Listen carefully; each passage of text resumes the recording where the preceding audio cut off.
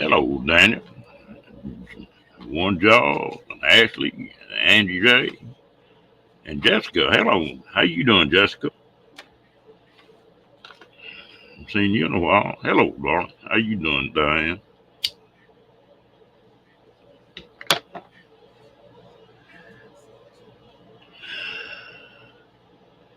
Everybody motivating all right tonight?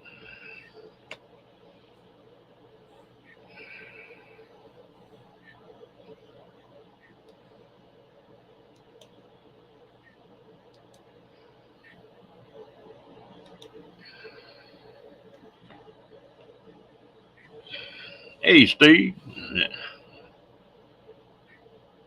We stayed up tonight, huh?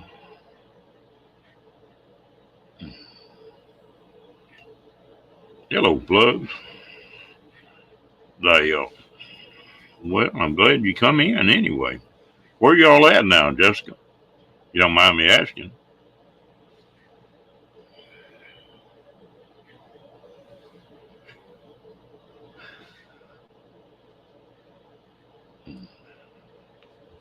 You mean no more grass in your ears, then?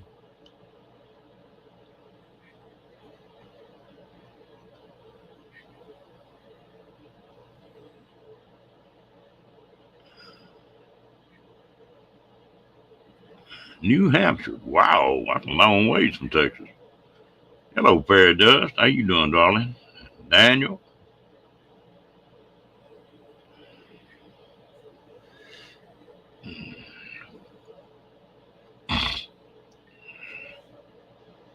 Are you headed home, Fairy Dust?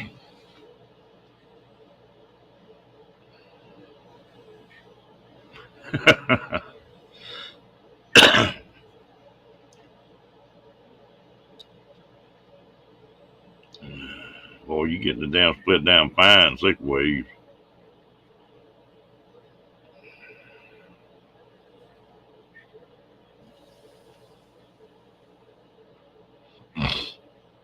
Boy, I tell you what, it's been hot here. I worked outside most of the day, ran a chainsaw for a while this afternoon, and I got hot. Woo!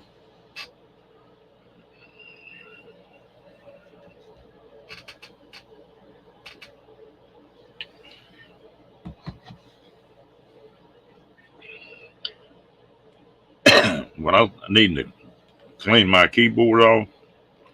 Rocky took care of that last night. He kicked that coke over on my keyboard. And in about 30 minutes, I couldn't even type on it. I think that's about what it was here, Daniel. Maybe a little warmer than that.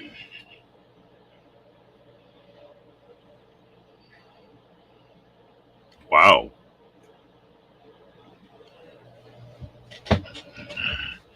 That's good nighttime weather there. That's good sleeping weather.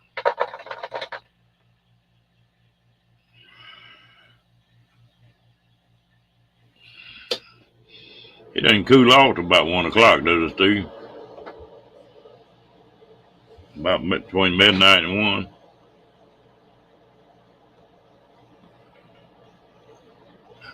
Yeah, one finger at a time.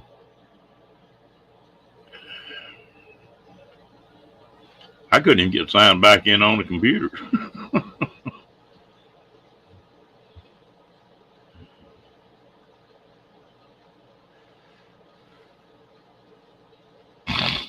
Hmm. I guess he didn't. That's what cracked me up about that desert out there. In the daytime, it'd just be hotter than blue blazes, and you go to bed and it's still hot. A couple hours, you're pulling cover.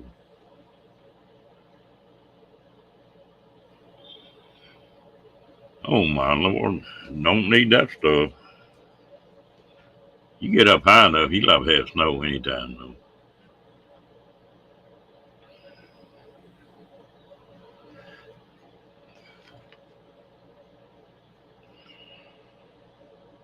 One of the worst snowstorms I've ever been in, and I've driven a lot of them, was on a hunting trip at the end of September in Colorado. Dang front blew in.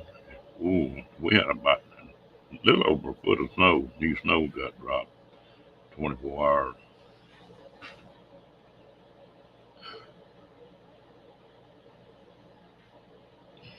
Oh, you still in Oregon, huh? Okay.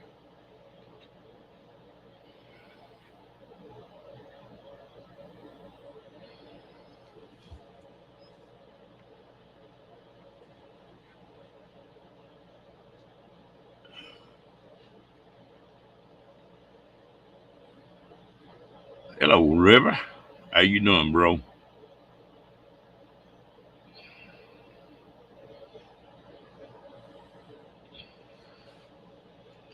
But I tell you what, I'd still rather have it 100 degrees in the daytime than I had for it to be 20 degrees. When it's like that, all I want to do is sit down in front of a wood stove or a fireplace and kick my feet up. Besides that, the women wear too damn many clothes when it's cold. Hello, Angie. Hey, how you doing, darling?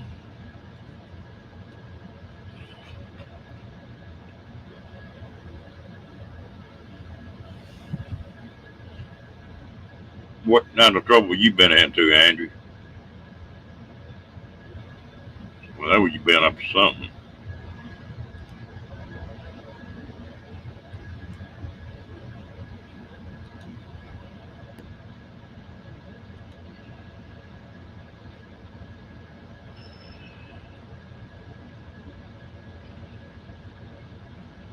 I've seen it snow up there then.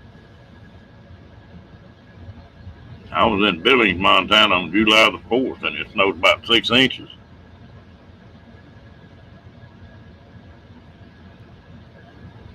Yep, that's right, Diane.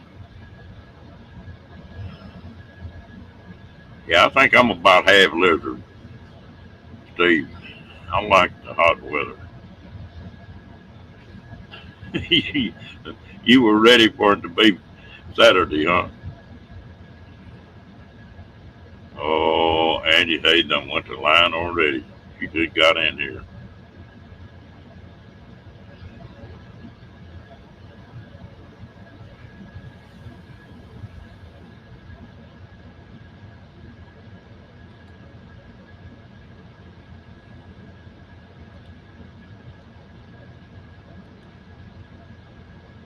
Yeah, it's working. Okay, I didn't think it worked. I think I worked outside so much, Daniel, that that part of it.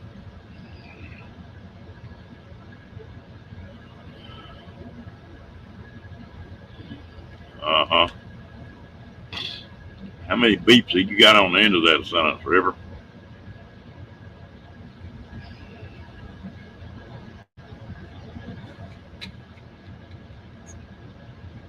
You have so many beeps in there, sound like you're writing a new country western song.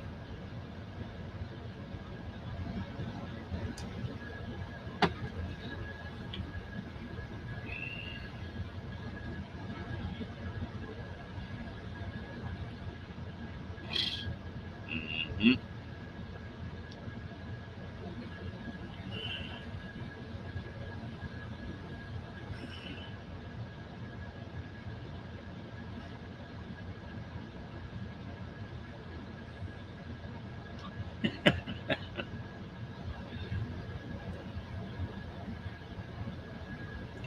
I tell you what, Daniel, I stayed up north in Indiana for I was about 30 miles from Great Lake, and I never did get used to it. That lake effect snow, we had a lot of snow a foot, not be a cloud in the sky.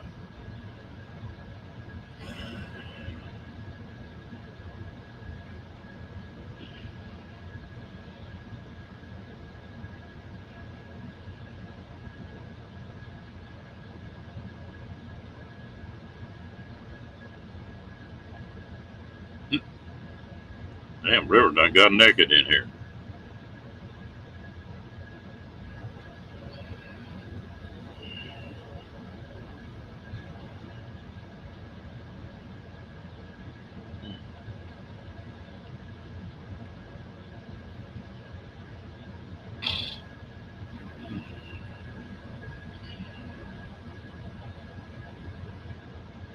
She put all them pics up river and she block you where you can't see them. You just have to wonder.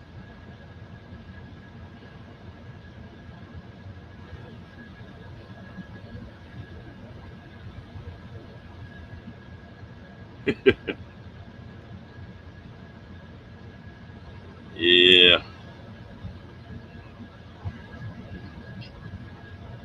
Do y'all do any rock cutting or polishing or anything like that, Ann?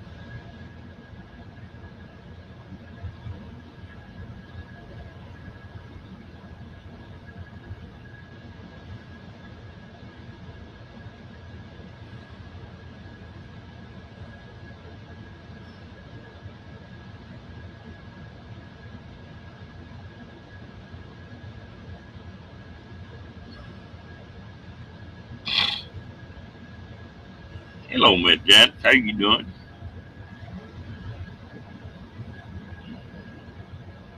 I had a good friend of mine that used to do that. I used to like to chip the obsidian broadhead, and I'd always get stuff from him. He'd get that obsidian in, and I get him cut it the right thickness for me. Made some pretty necklaces out of that stuff.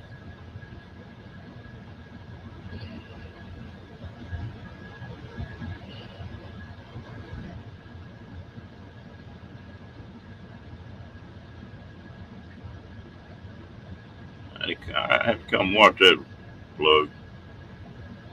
That's one I've always thought I wanted to get into, but I never have.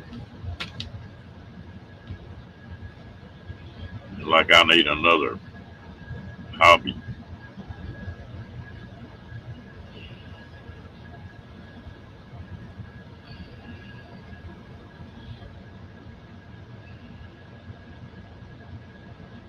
Where do you do it mostly, Pug?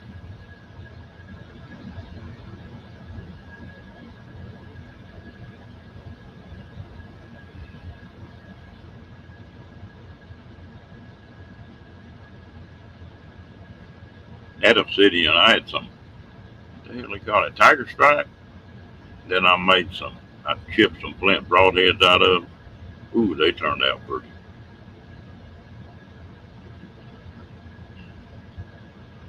Well, I bet y'all had a good conclave, didn't you, Janet?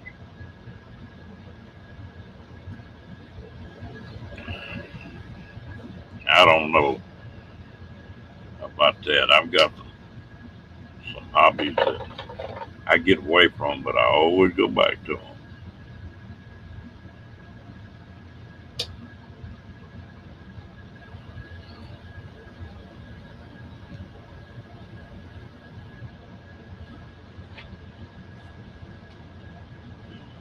The one thing I can't get away from is archery.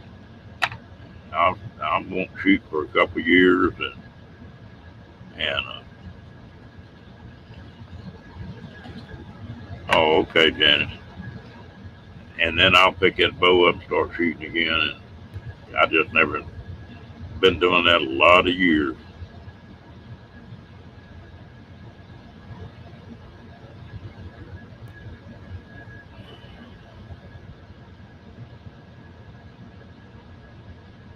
Yeah, I bet.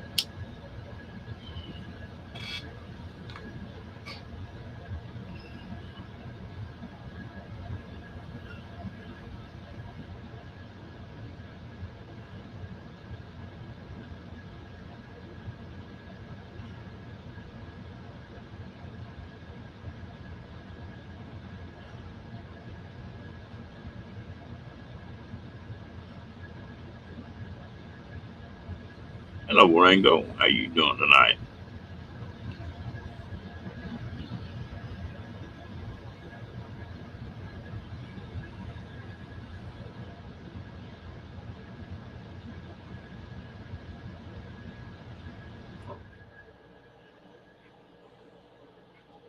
Yeah, they got so crazy here in Texas. If you own public land at all, it belongs to the state.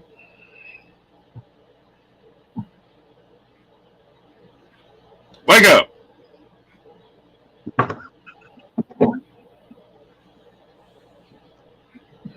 Is my internet gonna let me come up here this evening? I didn't see you down there, girl.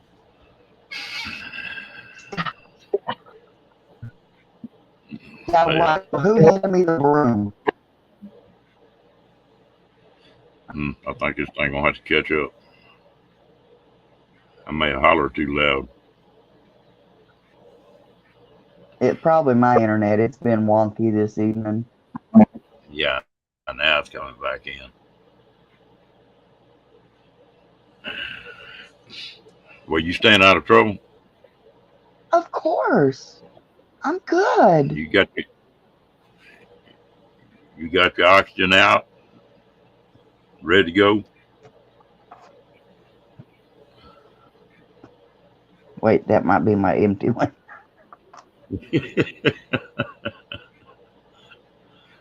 Oh me. If I turn blue, just let me know. So all we got in chat. Oh, they talking Diane. about. Hey, River, what are you hiding down there for?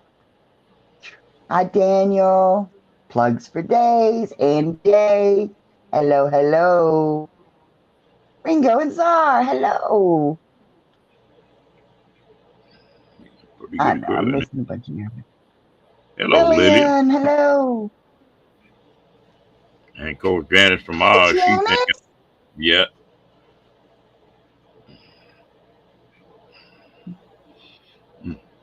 Oh, Plugs, where do you do most of your detecting at? You got, in the ground. not necessarily in the water. That's like fishing. They ask me where you catch that fish, and I say in the water. In the water. Yeah, or right there in the corner of the mouth, right there. Oh, actually, I was fly fishing and it flew by. You know, it's one of those rare flying fish, you know. Mm. Lillian, what you been up to, girl? I tell you what I know about metal detectors, you could put in a real small bucket. Yeah. I got some friends of mine that been into it for years.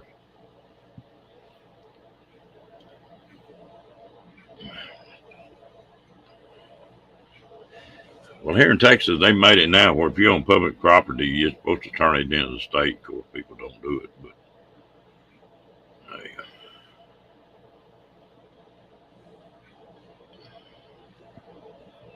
I always thought that'd be fun. Well, see, it's like our local lake over here that we go to. We can metal detect at the beach area, but that's it. We can't magnet fish or nothing because anything that's in that water stays in that water, they say. Mm. Well, I'm And they're mostly on. about right because you should see the brush and the trash that float through there.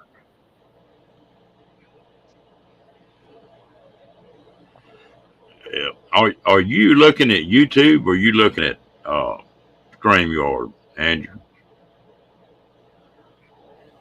I'm on StreamYard.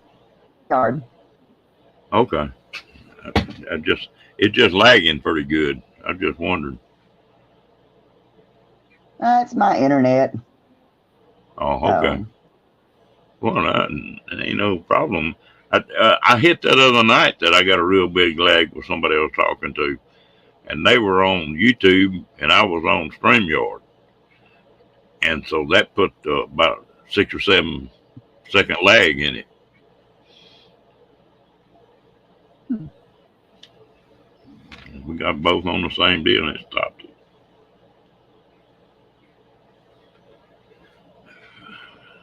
Well, how does that work in the western states? Are most of those can you pretty well metal detect wherever you want to?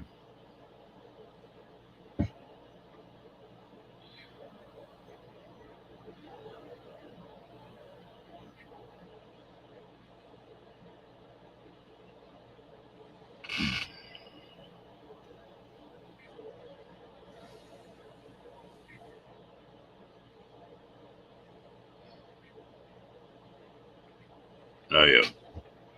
River, when I jump over to StreamYards, it automatically shuts my YouTube off because I'm on my phone. Yeah. Okay. It just does it sometimes.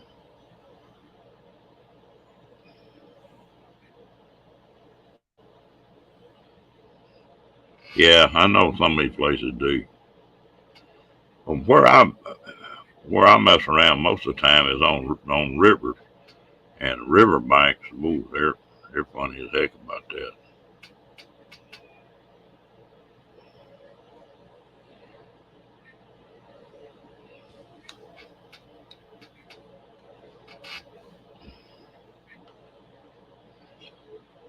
What are you washing and hanging out, Janice?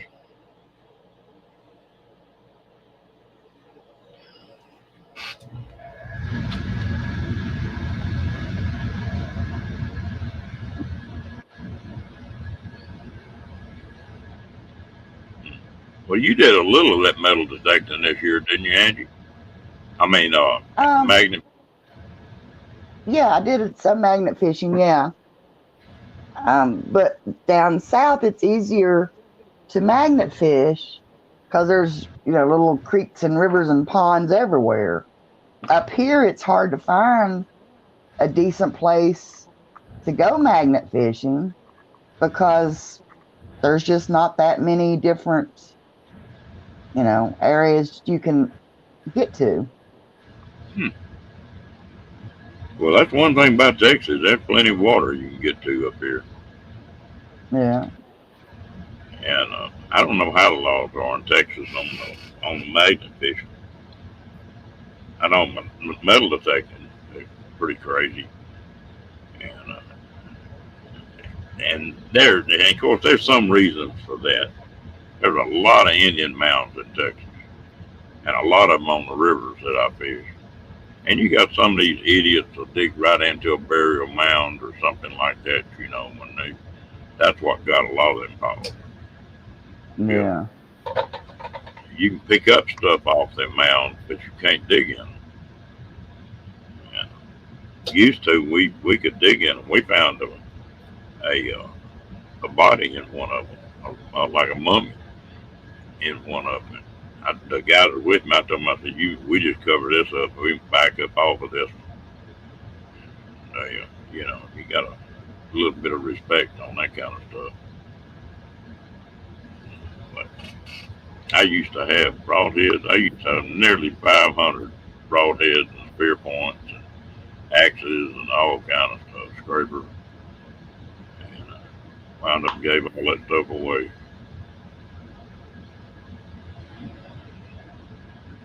Is there much Indian stuff around where you're at, Angie? They say there is, but honestly, not really. Now you can go to different parts. Now actually up towards Charleston, there's a place they call the Mound, and it is an Indian burial mound. Um, but I got and I'm an hour from the river, and most of those settlements were made around the rivers. So Yeah. Well, Steve, and I think that's a good deal. They don't need to be digging in the burial mounds. And if you find if I'm around a mound, I may pick a broadhead up or a spear point up and look at it, and then I'll lay it right back down where I got it from. And I don't take that kind of stuff away from the mound. Down here in Texas, there there's not but one natural lake in Texas, and the everything else was just off a river. So all the trade routes and stuff with the Indians were right down the river. That's the only water, dry as it was in Texas. So they stayed in the same places every year. And some of these mountains now, mhm, are huge. If you didn't know what you're looking at, you would think you're just rolling hills.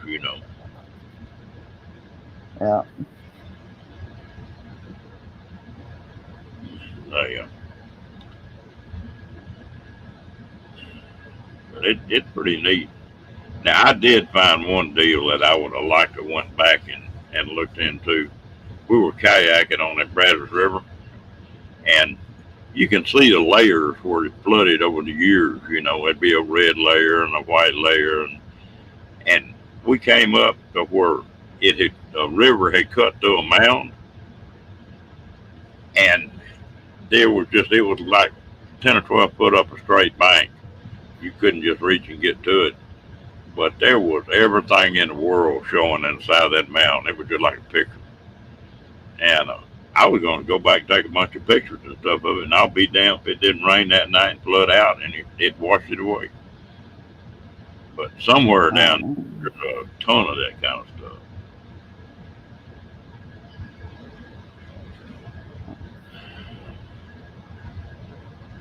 well, River, when I come down, you're gonna have to take me to find some of them arrows and spearheads and all that fancy stuff that you say you got down there. Steve, we had about 6 or 7 major tribes here in Texas. So depending where you go, you can find something. And like I say, the whole secret to the whole country was water. You know, that's where you gonna find people where water was.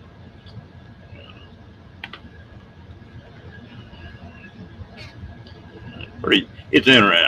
I get into that kind of stuff. Some of the old history and Western stuff. That's really interesting to me. Well, it should be, Steve. They ought to protect that kind of stuff.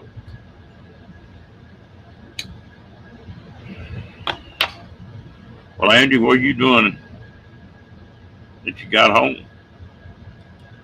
Not who me? Yeah, yeah, you. Like since I got home, Yeah. Well, that's what um, you were sort of stranded. You couldn't do much. yeah, well, I'm starting to get out and about more. Um, they're they're supposed to be setting me up with oxygen at night because for some reason, and they don't know why, my oxygen level drops, which I've been telling them forever. I have that sleep disorder, sleep apnea. So they're going to try me using oxygen at night to see if that helps and all that stuff. But I still have forced myself to get out. Last Saturday, we went up to the New River Gorge and stopped along and done all the filming. And I've dropped several videos this week. I've got two more. I've got one scheduled to drop Monday, and I downloaded another one, and then right at the end it said it couldn't download it. So my internet dropped, so I have to wait and drop it for Wednesdays. And I got one or two more videos to edit and put out. But we took one of those days and just threw the dogs in the car and packed us a cooler and just took off exploring. And just showing you different sites of the West Virginia. Hell, I did something the other day. Just thinking about you, is I got on that small motorcycle, that first one I bought, and rode for about 30 miles, I guess, in the back country around here, videotaping it. But I never put a video together of it. You said you Well, want to see. they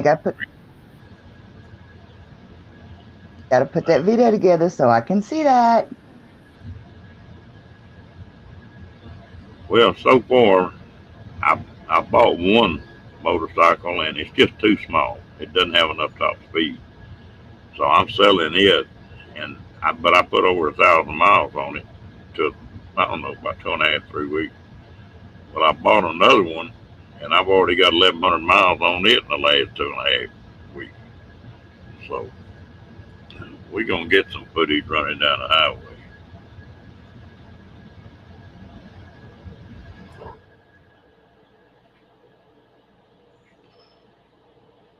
I'm laughing at Janice.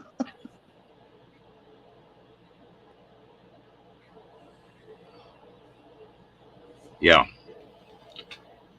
the it's here, private property now. You can still dig into some of that kind of stuff, uh, and collect stuff. And most of the mounds right here where I live are their own public property because the river has moved. And so when it moved, let's left these mounds 4 or 5 miles from where the river was. And of course, there's different kind of mounds. If it's a mound where they were camping, from what I understand, for flint to really chip like it's supposed to, for broadheads and spears and stuff, you got to heat it for 12 hours. And I've done that, and it does chip better. Well, they would put a layer of flint down and build a fire on top of it to cook that flint and get it where they can make a spear point out of it. But also, they'd take them hot rocks and drop into a hide bag or whatever, and that's the way they boil their water and stuff. But they put hot rocks in that. So you start finding a bunch of flint a lot of the time. And that was the only fire they had. That was the only light they had at night. Mm-hmm. So it's pretty interesting.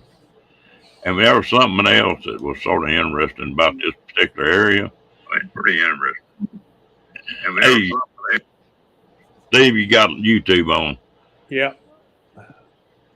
That's what happened last time. I clicked too many times and I killed everything, so should be better now. Oh yeah, they got it.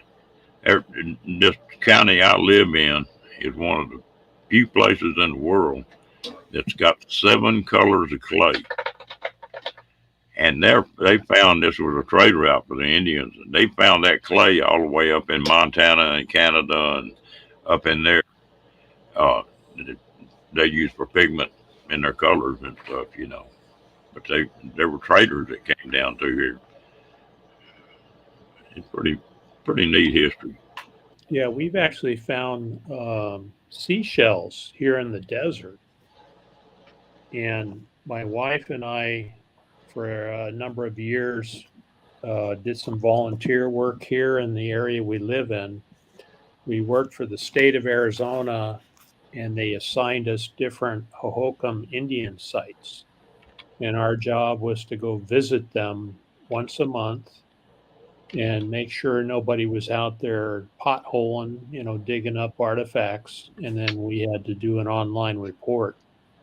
And that was pretty interesting. We got to work with archaeologists who would walk us around the sites and give us a 3-ring binder and told us about what they thought, was there, what they found, because they did some excavations and things. It was really interesting work. Some of that stuff is interesting. I worked with the Fish and Wildlife here in Texas on that alligator gar, the one that gets up to 300 or 400 pounds. And we fished and caught a lot of them and bow fished them. And so we got to taking DNA samples and turning them back loose, and then tagging them and taking a measurement off of them for years. And it's pretty interesting. Yeah. Yeah, we learned a lot. We were walking around one site. We found this real small, like a little cowrie shell. And of course, you can't put that stuff in your pocket. You got to leave it there because it's protected. And that's what this lady told us. She said, oh, yeah, they had trade routes coming up from Mexico, and they would bring trinkets up, through Mexico into Arizona, and they would actually trade, shells and things and make jewelry and bracelets and things. And it's pretty interesting to learn. Well, and the Indians were a lot more mobile, some of them, after they got the horses. One of the most famous Comanche chiefs here in Texas was named Quanah Parker. And he raided from 150 to 200 miles down in Mexico all the way to Canada. And that's the reason they never could do anything with him. He moved all the time. So he raided 3,000 miles, basically. And the Comanches were tough. Yeah. Ron, do you have a lot of petroglyphs there in Texas?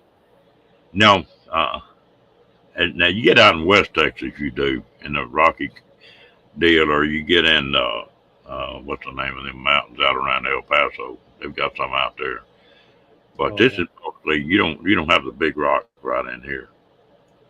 Yeah, looking out my office window here, looking straight south, about a half a mile from the house, there's a hill up there. It's called Red Hill.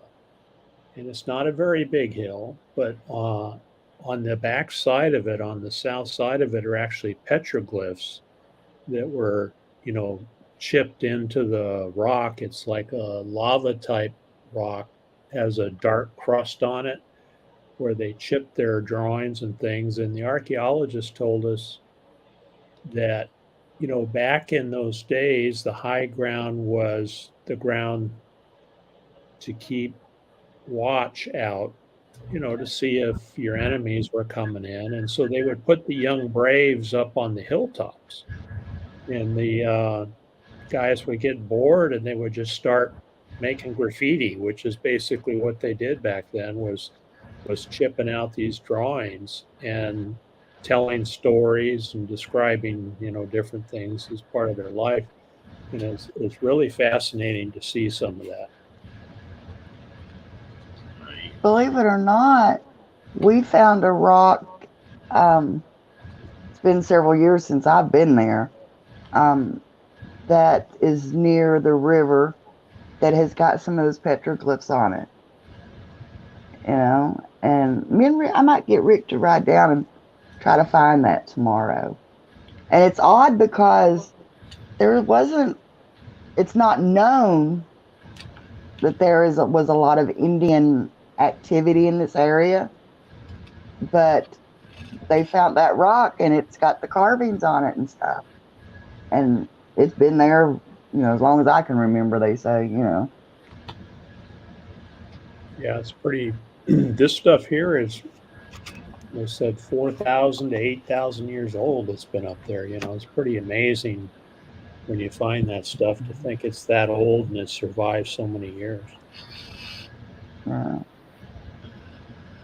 You know, if you ever look at a map that had all the Indian tribes where they were at, a hell of a lot of them Indians I'd never had heard of.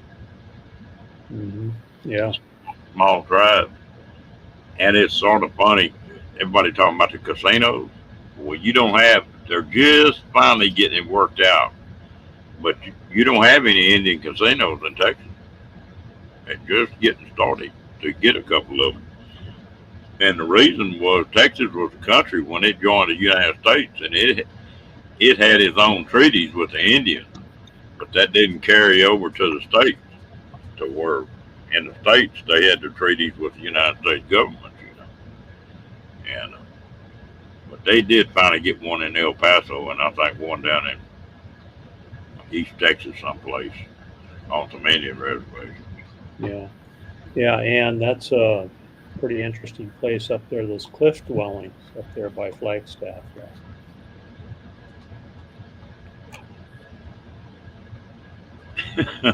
Yeah, that doesn't sound like fun, Andrew.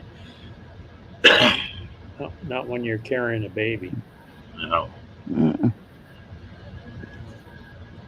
Well, guys, my internet's breaking up again, so I'm going to drop down. You look like you're about out, girl. I'm getting tired, I have to admit. I am getting tired, so. Good to see you, Angie. It's good seeing you too. And I'll be down in chat and giving everybody what for. Give them hell. Yeah. He is. That girl's a mess. Chicken that country was having trouble with his underwear or something. I don't know what's going on back there. I told him he just need to turn them inside out. Yeah. Yeah. Yeah, I think they get more trouble in the chat than we get in up here.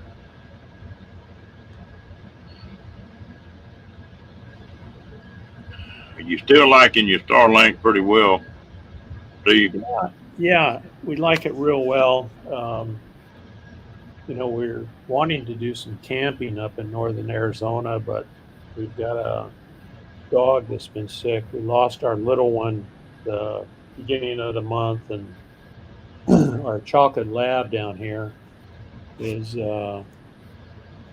came down with some vertigo, and I don't know if that was because he was stressed out because he lost, his little sister, but he's coming back and he's still a little wobbly. So we're trying to get him healthy so we can do some camping, maybe head up to the Flagstaff area up in northern Arizona. But he's coming along. It's going to be a little bit longer, I think. Getting him in and out of the RV, you have to be real careful when you got a 14-year-old, 80-pound lab. Yeah. Well, on this Starlink, let me ask you something. I've heard every price in the world on this stuff, but on your RV deal, how is that thing broke up? What's the actual pricing when you got in on it? Right now, we pay $110 a month. If I want to take the Wi-Fi box, the cable, and the antenna off the roof, wrap it up, throw it in the RV, and take it out mobile, I get online and I tell them, okay, I want the RV package added for an extra $25 per month. You can add the RV package to your existing setup. So what's that, $135? So let's say I'm going camping in July. I put it in tomorrow.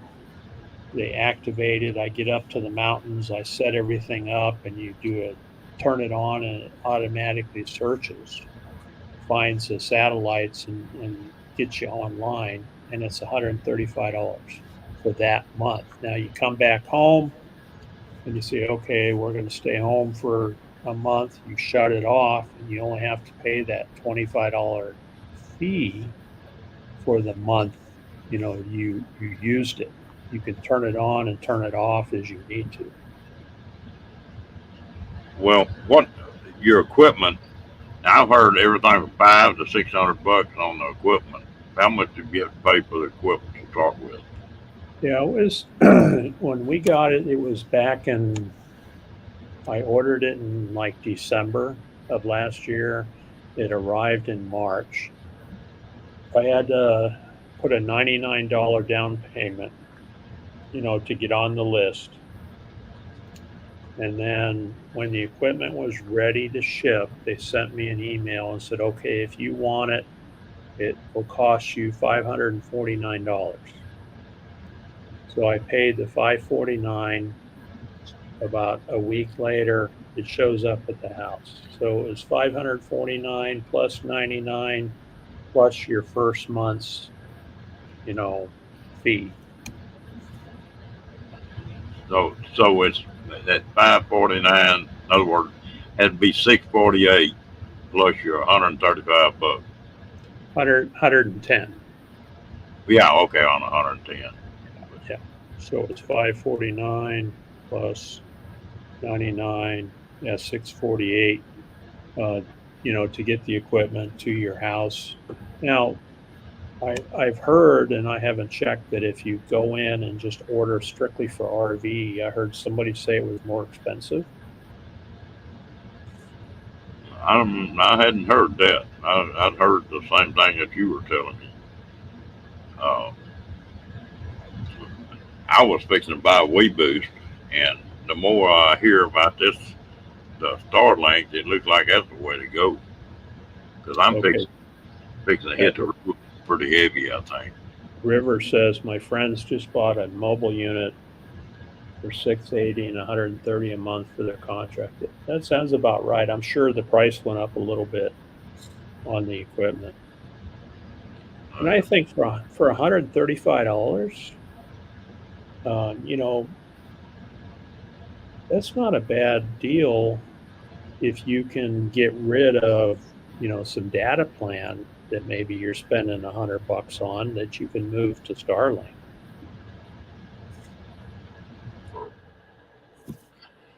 Well, I got in on a pretty good deal. They had normally they'll say unlimited, and they're talking about 15 gigs or 20 gigs, and then they'll throttle you back. For 60 days, Verizon had a plan that they didn't throttle. It was unlimited, but they didn't throttle it. And I got on that thing. Well, that costs like $70 a month.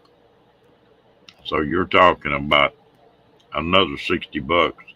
But also in that deal, I've got a Verizon hotspot. That's my main one. And then I've got an AT&T hotspot to where if I get in a dead spot for Verizon, I'll go charge the AT&T one up.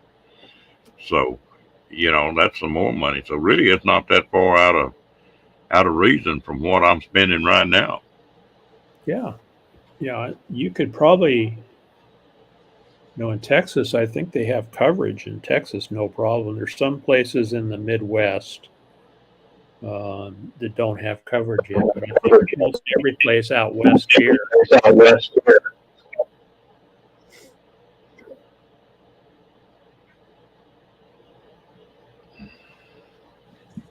Hello, T. How you doing?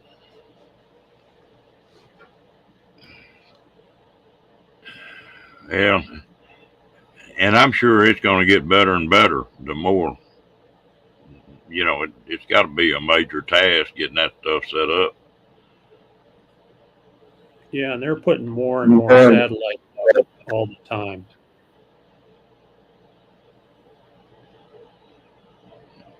See, I've got a lag with you tonight.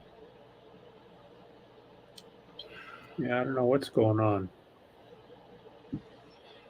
I don't know.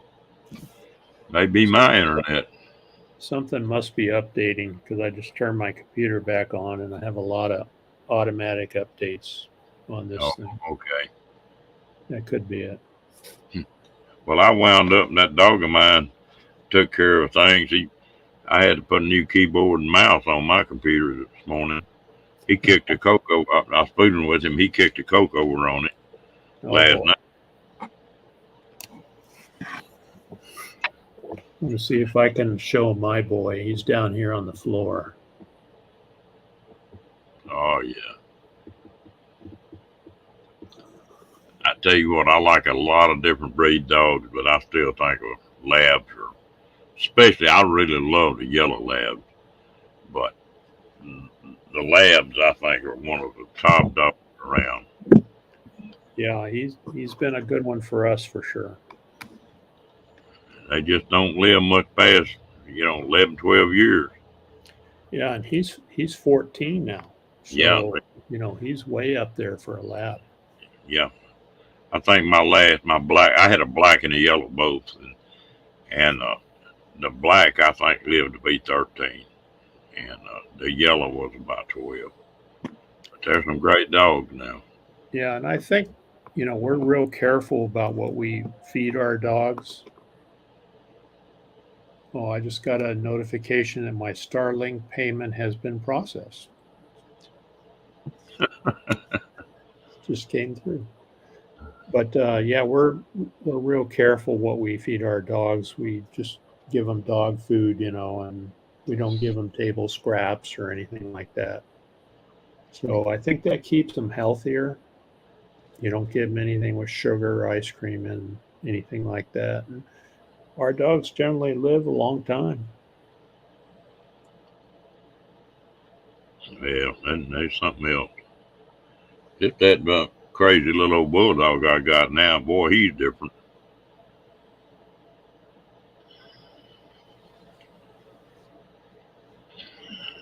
Yeah, there's something else. Good dog's hard to beat. I wasn't gonna get another dog when that other one died, and I went about 2 months, I guess, without one. And then I thought, well, shoot, I'm gonna go get another one. That's when I wound up and went and found Rocky. I kind of think that too. We just lost our little one, our little Maggie, and that's not easy to go through. And we're hoping Duke will live for a long time yet. But when he's ready to go, that kind of told my wife I kind of like to take a break from animals for a while, but it usually doesn't last very long because you get so used to having animals around, that you miss them. Hmm. Oh, River's got some information for us. Hmm. Well, my biggest concern on getting another dog was the fact that at my age, something may happen to me and leave that pup, and that would be hard on a puppy too. Hello, Roy, and hello, William. They, Hey, Ron, can you see that now? yeah, Now I know right down the street, my friends just paid they're paying $130 a month, and they just offered it to me for $110 a month. Yeah, got- 110 is the normal No, cost. this is the mobile. This is the mobile unit. Oh, okay, cool. I went in and selected between the two. I went actually on their website.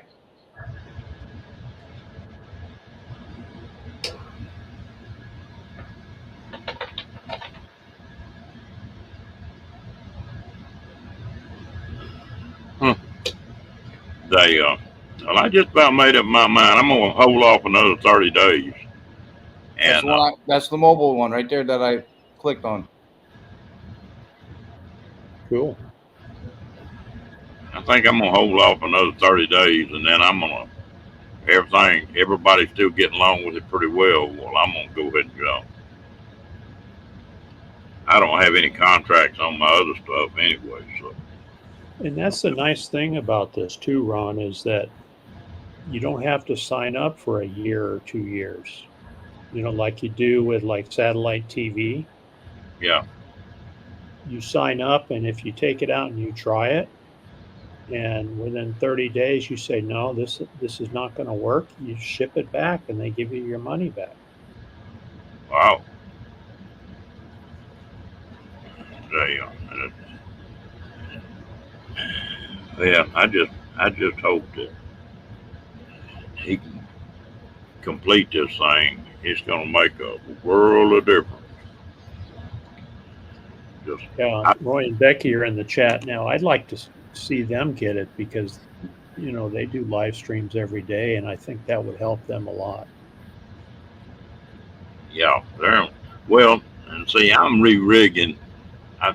I've been full time for 4 or 5 years. They're not sunglasses. But part of that, it settling down someplace was having good internet. And since I bought this cab over camper, I'm rigging it up to do some running, but it'll probably be, I'll leave my big travel trailer here and use that cab over to do my running. And, I can stay 2 or 3 months in that cab over. That's not a problem at all. But if you got the internet up on top of a mountain too, it sure make it nice. I sure know some pretty places that we used to hunt that would be up in them mountains. Would be awesome. Now you do have to have a clear line of sight, from the antenna here is to the north that it points. And so if you're up in the trees, that's the only problem is you got to find a clearing. And I think the cable is like, I don't know, 75 feet or 100 feet long cable, so it shouldn't be too difficult. I know it's at least 75 because what's his name had it at the 022 in Oregon. What's his name in the van? Plays the guitar. Oh, Maddie Van Halen? Yeah, he has it. Yeah. And he did a video on it, and he had it running all the way out like 75 feet from his thing to get out from under the pine trees where his van was. Yep. And they were loving it. And who the hell else? Chrome had it way up in Canada. He said he was out up in the mountains where there was nothing. Nobody, no matter who your carrier was, nobody had a signal. And he said, so when he turned it on, he got phone, being mobile internet calling. They had phone and internet, and he was able to upload his videos, and so was like 3 other people. So, yeah, Maddie. Well, is there a way that you can make phone calls through that deal and people can call you Yeah, yeah. If you have internet live on that, and you have internet phone mobile, you can make calls with it. He said that he was making calls on his. So was Maddie. And what I like too about it, uh, Ron, is that you've got a Yeah, Wi-Fi no mock. Yep. box. You've got a Wi-Fi box here, and you take that with you, and you can share the Wi-Fi with campers in your campground. That are within, I don't know. I've been able to walk around the house, and I can get out to the front gate, which is probably 100 feet from the front door, because I have a security camera out there hooked up to Wi-Fi. So you can share that Wi-Fi with people around your campsite, especially if they're YouTubers. And I think that's kind of nice to be able to do that too. Well, my friends I was talking about up the road here, they got the same problem.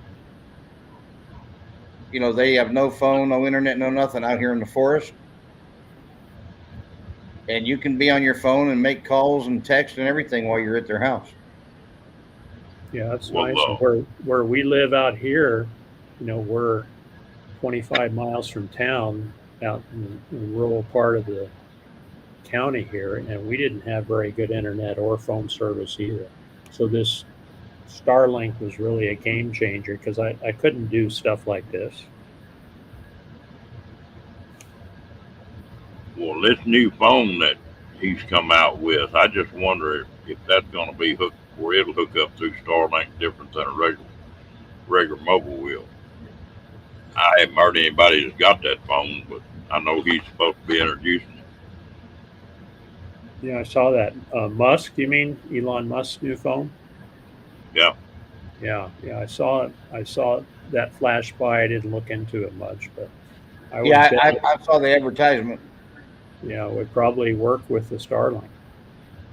I bet it. And if it would work, that would still, I'd be cheaper doing that than I would be with a carrier on my own. Yep. I could actually pay $135 to save money. Yep. I got rid of my satellite TV. We had dish TV here for the last couple of years, and it kept going up every month. Every month was going up. It hit $150, and I called them last month and said, I'm done. I'm going to put that $150 against gas for my vehicle. So I shut it off, and we can stream everything we want to watch on Starlink. You can get news, you can get anything YouTube related, but everybody has a presence now online. And Right. so we really don't need satellite TV anymore. Yeah, I canceled that. I hadn't turned the TV on probably a couple times in the last year. I just don't watch TV anymore. The news got so biased, just it's not news anymore. It's just what somebody wants to say. And so I got why I didn't watch that. And then the TV programs that were on, about the only ones that's worth watching was the damn reruns. So I canceled mine. Yeah, I used to watch History Channel, and I like watching the old westerns, like Wells Fargo, things like that.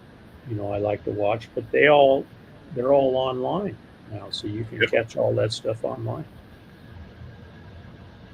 I was gonna be funny and go, all the people you used to watch when you was a kid. Yeah. But then I realized I watched them too.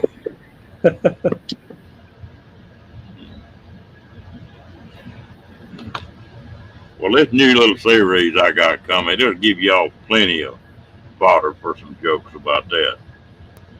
Because I'm going to go back as far as I can remember, and that's when I was about 3 years old, I guess. And I'm going to start right there. And the funny things that happen and the major things in your life, and just bring it on from there. That may be interesting. But since I thought about doing that, well, I've thought about a lot of other things that I hadn't thought about in years. Things that happened and stuff, and and it's a damn wonder any of us got grown. I know, yeah. I think back too is some of the stupid crap I did. Oh Lord, me too. Well, with all the rules they got for kids today, it's a wonder you'd think we should all be dead. Yeah, yeah. Well, what's going to happen? And I feel sorry for the kids. I try to help as many of them as I can. But what's going to happen to kids when the people that are parents right now don't know nothing about the outdoors hardly. The biggest majority of them don't. If you drop them in the middle of that desert with you, Steve, they wouldn't last a week. They'll watch YouTube. Yeah, Yeah. it's on a computer, and Yeah, and when my what's grandkids come over here, they bring their devices and they're sitting around, playing games and stuff. And every once in a while, we tell them, "Okay, you're here visiting Grandma and Grandpa. Let's go outside." They put their stuff down, and we take them outside. We go metal detecting, or go find rocks, or walk the property, or And then once you get them out there, they really enjoy it, and they have a good time. But you got to tear them away from the electronics once in a while. But what I'm talking about, if they got in a situation where they had to survive for 4 or 5 days out in that desert, the generation that's up now wouldn't know how to do it, and the next generation is going to be completely lost on the outside, on the outdoors. Yeah, And where true. we ran around and did stuff that taught us how to survive. Hmm. Yeah, I see a lot of people out here in the monument. We get a lot of out of towners, and I see them driving around, looking around, and I'll usually stop and say hello and see if, just kind of get a feel for everything okay. Oh, bang. And when they say, yeah, we're going to go do some hiking, I ask them questions. Make sure you got plenty of water, especially if it's in the summer. And there are a lot of people that aren't prepared. You're talking about kids, yeah, for sure, but there's even adults that get in trouble here in Arizona that have to be rescued. Hey, Yeah, Tim. yeah, that's what I'm talking about. Mhm. The grown people right now. Some of them got enough sense to come out of something like that, but the next generation now, we're in trouble. You done? I can honestly say I had every one of my kids shooting at 1 and 2 years old, starting with little 22s. I took them to Coeur d'Alene. I took them to Tahoe. Took them to the Everglades. Took them to Mammoth Cave several times. Well, that's unusual now. It really is. Now they're going to a water park or Disney World or something like that. You know, I got pictures of my kids little holding sunfish, bluegill. Taking them Yeah. fishing. Yeah, we oh, did too. We did a lot of camping, and our Yep. kids still talk about that. Some of the Yep. camping trips, and being in the military and traveling base to base when we got reassigned, we would pack everything up in the van, and I was a van lifer back in the 70s, and off we went. We lived in the van until we got, housing wherever we were going, and it's a great education for kids to travel and camp and experience that stuff. And we did a lot of fishing too. But mine don't do that today. No, as a matter of fact, my daughter works for the school district here in Marana, and she said that, especially during the pandemic, that kids got disconnected because they were doing virtual learning, Mm-hmm. and so they've lost the ability, a lot of their social skills. And some of the ladies in the chat can probably tell us some about that, what they've seen. But she has seen a lot of problems when the kids come back to school after having to do that and go through that. They don't interact with their fellow classmates very well. They've lost those social skills. That whole thing was the worst thing they ever did. Yeah, it was tough. And then he announces on the news yesterday. He says, I saw it myself. No joke. I saw him actually giving his speech. Biden. He goes, there's a second pandemic coming up, and he said it about like that. Mm-hmm. Yeah, that kind of rattled everybody, didn't it? Oh, you heard about it? Yeah. Oh, yeah. Yeah. Yeah. I watch all that stuff. Yep. Hello, people. But we talked about taking our kids out. My one daughter has 2 kids of her own, and she's never done any of that. My other 2, they haven't had any kids, and my son's almost 30. My other daughter's in her 30s, and they haven't ever gone, since. Well, you can drive if you give me a decent knife, and the clothes to wear for the climate I'm in, I can make it. I mean, it just not bragging or complaining. I can make it.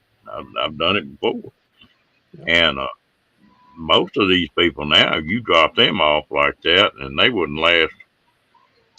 What do they claim? It's when somebody gets lost, like on national parks or something like that, that within 4 hours they make up their mind if they're going to live or they're going to die. And I believe that. And if you don't have if you don't have some experience, well, you're going to be in bad shape. There will be. There'll be a lot. It happens here in Arizona every year.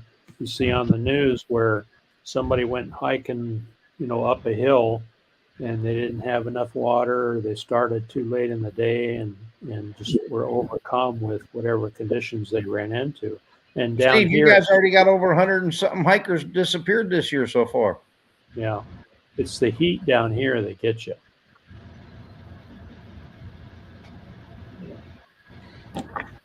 Well, I tell you what, it's I used to hunt Colorado a lot, nearly every year, and about every other year I'd find somebody up in the mountains that was lost, and bring them out.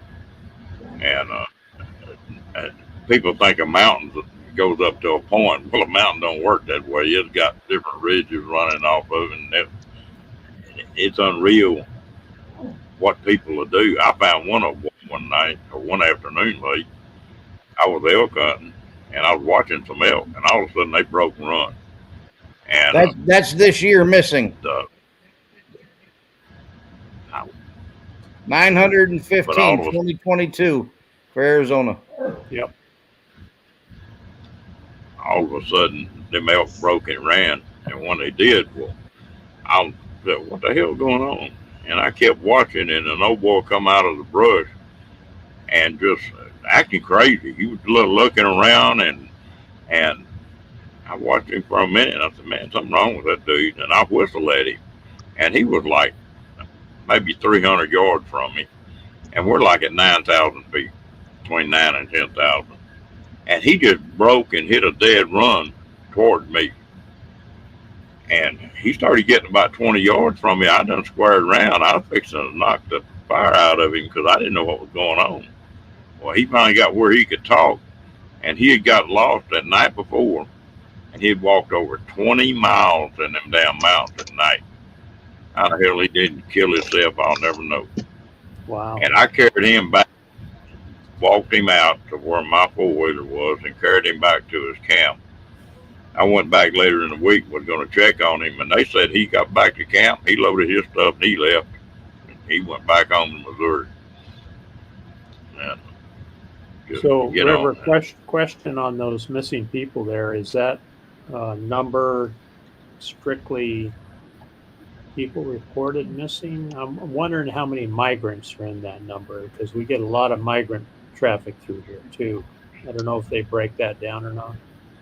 It just says missing persons by state for 2022, and it's just giving numbers. It's not giving the whole breakdown. Let me click into it. Now it goes According to the National Missing and Unidentified Persons (NamUs) database, funded by the U.S. Department of Justice, more than 600,000 go missing every year of all ages. Approximately 4,400 bodies are found that are unidentified and not identifiable every year. Says the majority are resolved very quickly, but there were 661,000 reported persons. More than 659,000 of them were resolved within a year. But that just says, that's just giving the number. So I don't know. Imagine if they find a dead migrant out here, which they do quite often. Every week you hear about that, where they're trying to cross the desert. I imagine that's part of that number too. I mean, it said 915 for you, but I mean, this is kids, you know, like abductions, trafficking. This is, I think this is everything there is. It says there's 2,133 this year alone by 2022 in California. We have 1,252 here in Florida, 1,246 in Texas. And it just goes down from there. Wow. Yeah, that's a lot of people. How many in Montana? 71. Well, there's only 189 people up there in Montana, so. Says who? He just did. You know, y'all talking about hugging people. I guess I've always been funny about that. I never was a big hugger. About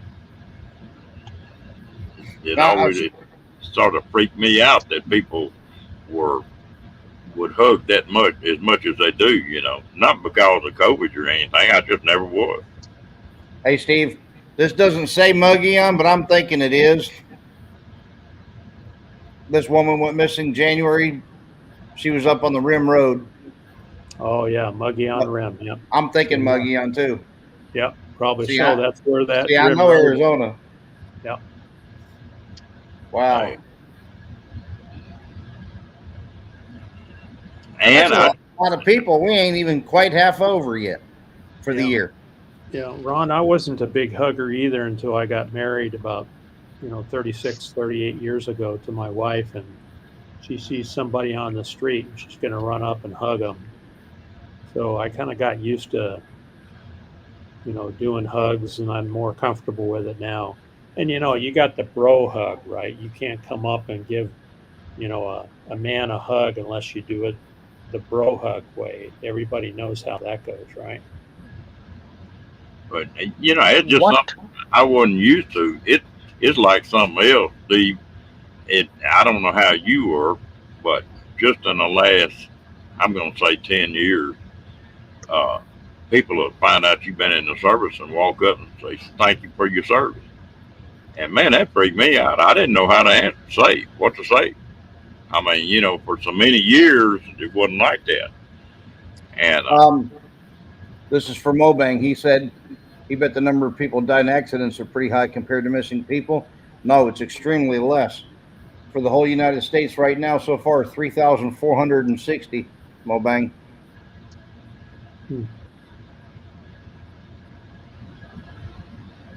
It's actually down. Steve. It's actually down 11% and 35% less than 2020.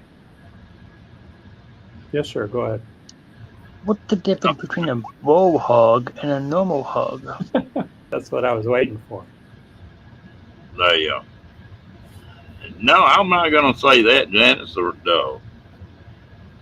but I'm not into somebody I meet the first time, something like that. I guess I'm a little standoffish that way. But I'm a teddy bear. I hung the shit out of everybody.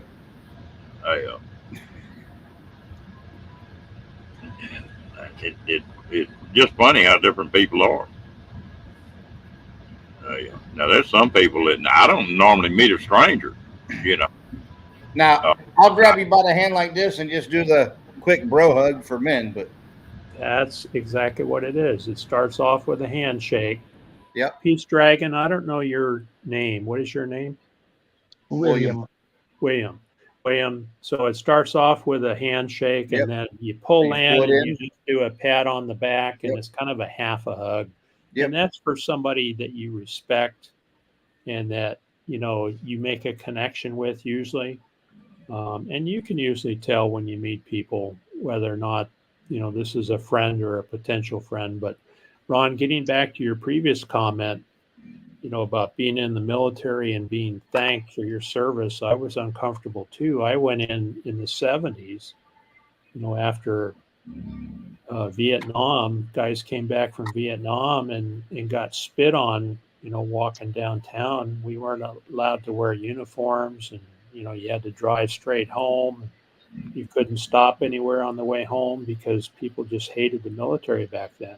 And so you got used to that. And for, a couple of decades, it took time for people to begin to appreciate, what military folks did. And even military people say that to each other. So it is a little uncomfortable. And what I've done is I've kind of adapted my response. When somebody says, "Thank you very much for your service," my response is usually, "Thank you. I was proud to serve our great country." And that's my answer to them. Otherwise it's kind of uncomfortable. I don't even do that. I acknowledge them and go thank you. Yeah, I'll just go thank you on it. Well, That's all I say is thank you. I tell I them can't- thank you for the service and they get a bag. I came back from Vietnam, and the only time I ever really had any trouble was coming out of Fort Lewis, Washington. There were a bunch of hippies up there cussing us and raising sand. But the MPs walked us out to the taxi and talked us into not jumping on them. There were some of them boys ready to go get them. And the It ain't MPs, changed up there. the MPs are telling us, now you're fixing to go home. And if you jump on them, we're not going to stop you. But you fixing to go to the brig, you're going to be here a couple of weeks. And they talked us into getting in the car and leaving. But I never put up with that. I had a couple of people want to pop off at me, and I would get right in the middle of somebody in a heartbeat. And so I never got put down too low or spit on or any of that kind of stuff. I just wouldn't put up with it. And I was just a kid back then, so I didn't know how to really take it. I just tried my best to stay out of trouble and avoid it. Well, I had my background. I got married when I was real young, and I had a kid, got a divorce, already owned half a business when I got drafted, and so when I got to Vietnam, I was an old man. I was like 23, and nearly everybody else was 19. Right, Lillian. And so I had some experience on my belt. I mean, spent 2 years over there, so I had a little experience under me when I came home. In fact, I was too salty when I came home. Yeah, You still salty. I went in 1974, and in 75 is when everybody was coming back. So I was working in the bomb dump with all the guys that came back from Nam. And it was funny, out in the munition storage area, which is the bomb dump, the guys would smoke a little bit during their lunch hour. And so when it was lunchtime, they'd go out and they would toke a little bit and then come back to work and be a little happier. And I could never understand that. And that lasted till about 1978. And the Air Force got tough on people, smoking marijuana on duty, and they kicked a bunch of people out. But for my first few years, there was a lot of that stuff going on. It was the Vietnam guys that came back that were able to do pretty much whatever they wanted to do over there in theater. And it took them a while to get straightened out once they got back here to the States. Well, there was something else that happened during that time, is that when I was growing up, 16, 17 years old, if you got caught with one marijuana seed, you were going to jail for 20 years. I mean, it wasn't no pat on the wrist or nothing. Well, while I was overseas, they passed a law that you could have, I think, 1 ounce or something like that, and it was a misdemeanor. And they just created a marketplace when they did that. It's the same thing as a traffic ticket. And like over there in Nam, now I could buy a pack of Winston cigarettes, and they cost like 20 cents, I think. I could buy a pack of weed that already had filters on it and rolled and in a package like that for the same price. So that. Yeah, it was readily accessible. You could get it pretty easy. Oh yeah. Ron, my brother, he went in '73, so he was the tail end of all that. But he has pictures in his photo album when he was in the Army. He was stationed over in Germany. And they got pot plants growing in their barracks. Somebody had to see that. Oh yeah. Well, we would. I worked with the MPs for just a little bit on and off, and we'd pick somebody up and tell them they'd have a pocket full of it. Tell them, throw it away. And nobody ever pressed her. And if they got to the brig with it in their pocket, they might get in trouble. Right. But they just. Yeah, but this is in the barracks on the base. They were having plants growing. Oh, I know. Oh, yeah. Yeah, I went in 1974, River, and that's the way it was here, too. Yeah. Hello, Hillary. Yeah, that started that. Yeah, he's gone now, but he never stopped. I mean, when he came home, he got involved in the VAs with the methadone clinics and everything, and he was on it till he died. Ron, you see, Tim says he was running naked as a kid when you were over there. Yeah. Yeah. And then Ken said you were running naked in Vietnam. Well, that's what Tim's talking about. No, he was running naked as a kid while you were there, and the other one said you were running naked over there. Me and Tim have talked about it on some of the places he was at. I was there, and it a little different time frame, but not too much different. And that's one reason I really hated to miss Oregon 22 is that I really wanted to meet Tim. It's just a different world. I was over there.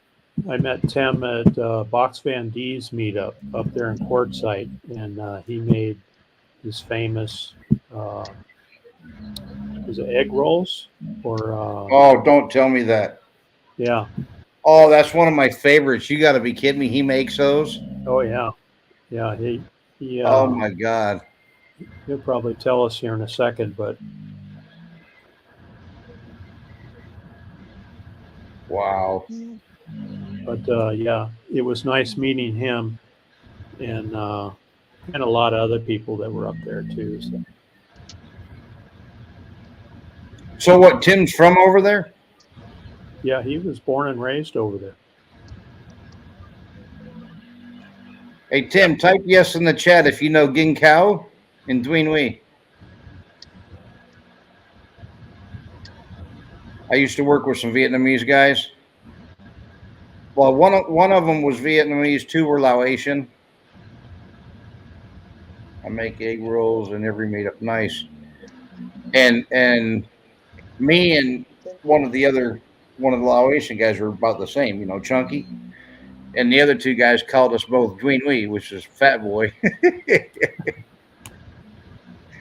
and Ging Cao was got rice. That's funny. Yeah. Tim's egg rolls are getting to be worldwide. Wow. They're on my bucket list too, Ray. How far are you from Quartzsite, Steve? About 230 to 250 miles south of Quartzsite. Well, you're sort of in the southeast side of Arizona, aren't you? Yeah, it would be northwest of Tucson. So, Yeah, okay. Yeah. Are you over there by the Loves? Over by 8 where? and 10.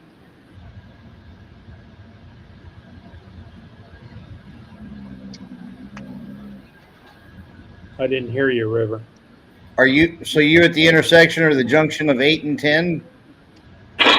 South of there, we're about 35 miles south of there. Okay, I would park at the Loves, take my Harley off, and go south to that restaurant, straight south out of Loves. About 20 miles. Mm-hmm. I used to go down there and eat all the time. I blew a Dodge diesel up right there. What's the name of that little old town right there where 8 and 10 come together? Casa Grande. What? No, Eloy. Oh, Eloy there, yeah. Little Yeah. town of Eloy. Casa Grande is just south of Eloy. Yeah. Yeah. Yeah, because we used to ride to Casa Grande to eat. Mm-hmm. But I blew a diesel truck up. I sat there for a week one time while they fixed the motor in the diesel. And You know, I've heard some truckers say that they're running into shortages of diesel fuel. Have you guys heard that? I have. that I have. We don't. Not down here. Diesel in Montana is hit right at $6 an hour. $6 a gallon. Is that right? Well, Steve, what I heard was I don't know if it's necessarily the fuel, is as much as they were being restricted on how much they were allowed to buy per trip. In other words, don't idle your truck. You know, they weren't giving them enough to run the trucks in the truck stop while they slept, open your windows, all that stuff. Oh, is that right? Yeah. So I think it's the companies that are mostly restricting them. Don't work too hard, kicking. They get next time I come out there to Arizona, I'm gonna have to holler at you. We're gonna have to meet up, Steve. Hey. Yeah. I plan to go out there in about a month this coming year.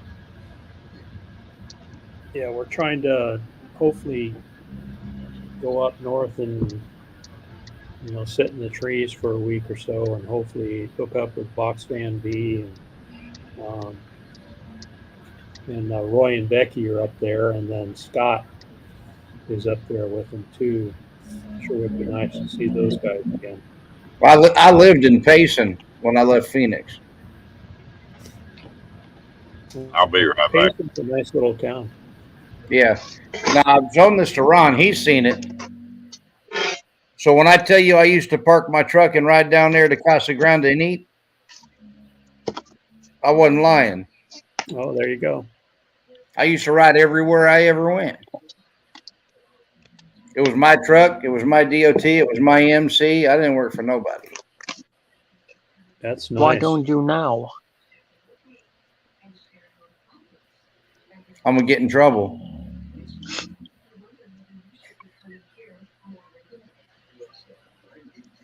By wife or your kids? Excuse me? From your wife or your kids?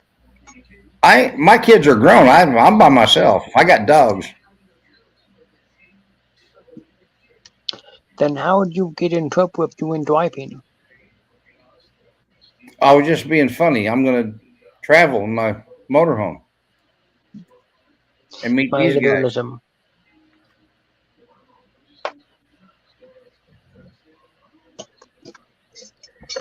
That was my first conversion, Steve. Yeah. That's nice, yeah.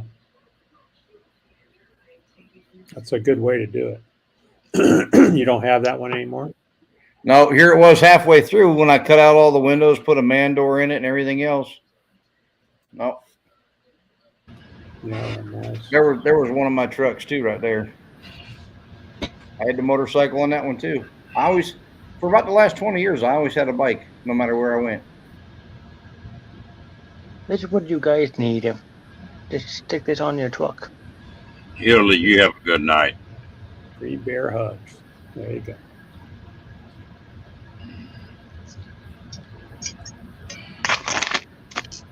But I tell you what, there's a lot of people in this group of folks that I want to meet. And I may have to make a Yeah, and for anybody who dry camps, we live inside a monument. It's 129,000 acres out here. And when Roy and Becky were here and Scott was here, and geez, Marshall from Mellow Nomadic Adventures, Ron Sees America, I know who that is. Expedition, they all came out here and the monument and camped for a while. And I know all the sites and all the interesting things to see. And so, we traveled around the monument and had a great time. And I enjoy showing people around. Anybody who shows up here is welcome to. I'll be their tour guide. I enjoy that stuff. Mo Bang, I'm in Waco, Texas. That's just about the center of the state. When I get out of Texas, I'm a whole lot closer to Quartzsite than I am where I live. Hey, Ron, you know that Harley dealer on the west side of the freeway right there in Waco? Yeah. I bought a Harley. I bought one of my Harleys right there. Boy, they've changed up. Mm-hmm. That used to be a good dealership. Yeah, they're right there on the service road. I knew everybody in there.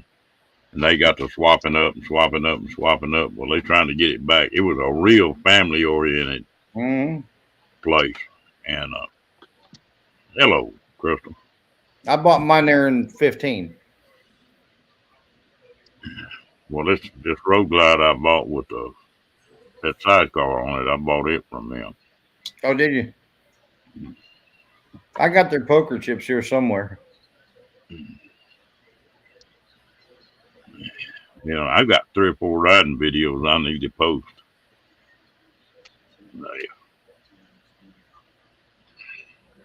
Thanks, Roy. My only trouble, Steve, and I was thinking about it today, I am going to be plenty hot if it don't work, but I blew that knee out, here a few weeks ago. Yeah, I remember. And depending on what they do that thing, I've always been able to walk forever, enjoyed walking. But I'm going to be some kind of mad if knees messed up so bad that I can't do what I want to do as far as walking around or hiking or that kind of stuff, Yeah, and around here, you can drive to most everything. There is some walking, like if you're going to look at petroglyphs, you got to do a little rock to rock hopping. But there are some old ruins up north that you can drive up to and walk around and look at. So, even if you're peg legging it, we can get you around. It's no big deal. We get you a mobility scooter there, Ron. Yeah. That'd be about my luck. I'd be madder than a. Hey, Steve, I got a question for you. I just remembered. I've been wanting to know this for a long time. When you leave out of Eloy and you're heading towards Dateland, on the south side of 8 right there, somewhere in there, that one big mountain, did they film a lot of the Stargate right there? I don't know. I had heard Cheyenne Mountain. One on the south side, the one big mountain. It's the only one like right near 8, about halfway between Eloy and Dateland. Do you remember the name of the mountain? No, sir. No. I think it's called the Cheyenne Mountain in Stargate. Oh, okay. Well, no, that was for the TV show, but that's not going to be the real. I don't think. Which one are you talking about? I don't know. I don't know what I'm talking about. That's why I asked him. No, I don't. I'm not I have big... season 1 of Stargate SG1. I have Stargate Atlantis. No, I just heard one of the mountains down there off of Route 8 was where they did a lot of the filming. That's all I know. That's literally all I know. Talking about in Arizona. Yeah. Yeah. I tell you what, that country out there, I don't know if I could live out there full time. I really enjoy being out there, but I love the mountains too. I love it, but I love to leave even more. they, I think that would be the ideal setup for me. Would be the desert for the winter time and the mountains for the summertime. I think I can handle that. Well, we're unique here. I'm northwest of Tucson in outside a little town called Marana. And Tucson has a mountain range on the north end of town. It's the Catalina Mountains, and it goes up to 9,000 feet elevation. So in the summertime, you drive up from the base, it takes you about an hour and a half to 2 hours to get up to the top. From what, Davis Mountain? Yeah, from Davis Mountain, northern Tucson, it takes you, an hour and a half from the base of the mountain to get up to the top, and you're up in the cool pines, and it can be 120 degrees down in the valley, and it might be high 70s or low 80s up on the mountain. And so Well, that's why I loved pacing. yeah, we grew up going up there, Mm-hmm.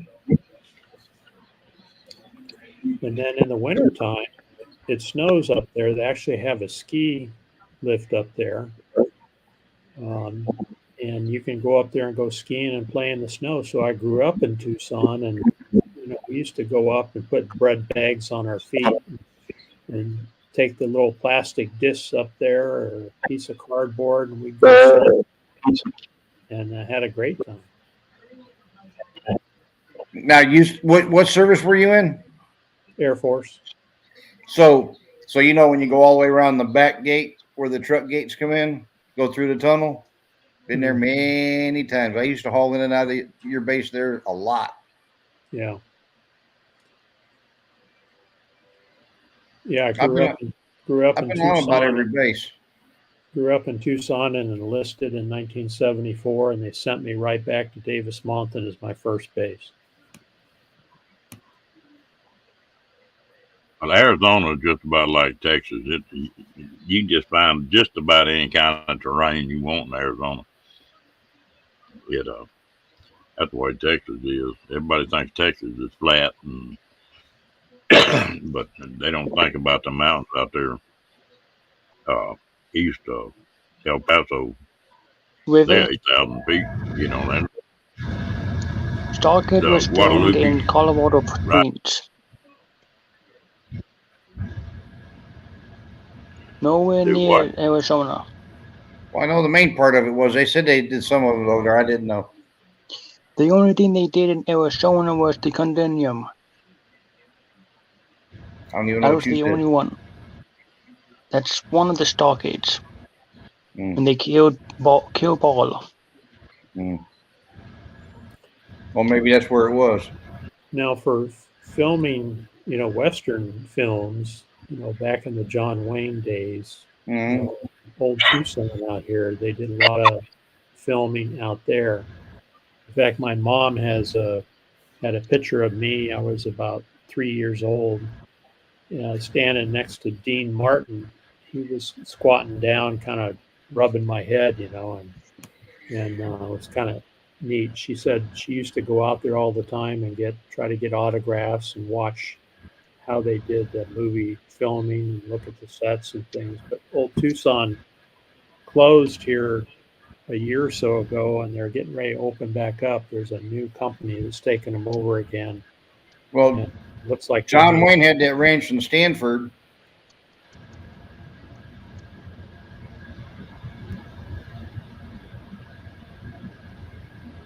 We used to go over there, when they used to run the cattle. Mm-hmm. Met him and Roy Blevins and all those guys out there. He told me he had the shakes real bad. John Wayne did all the time. He had to have a drink first thing in the morning. I mean, he had to. Otherwise, he couldn't hold still. But he had like palsy or something.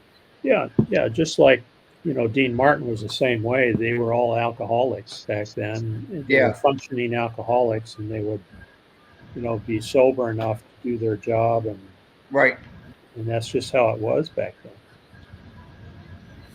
Yep. Diane says somebody has something playing that keeps bleeding through. I don't think it's me.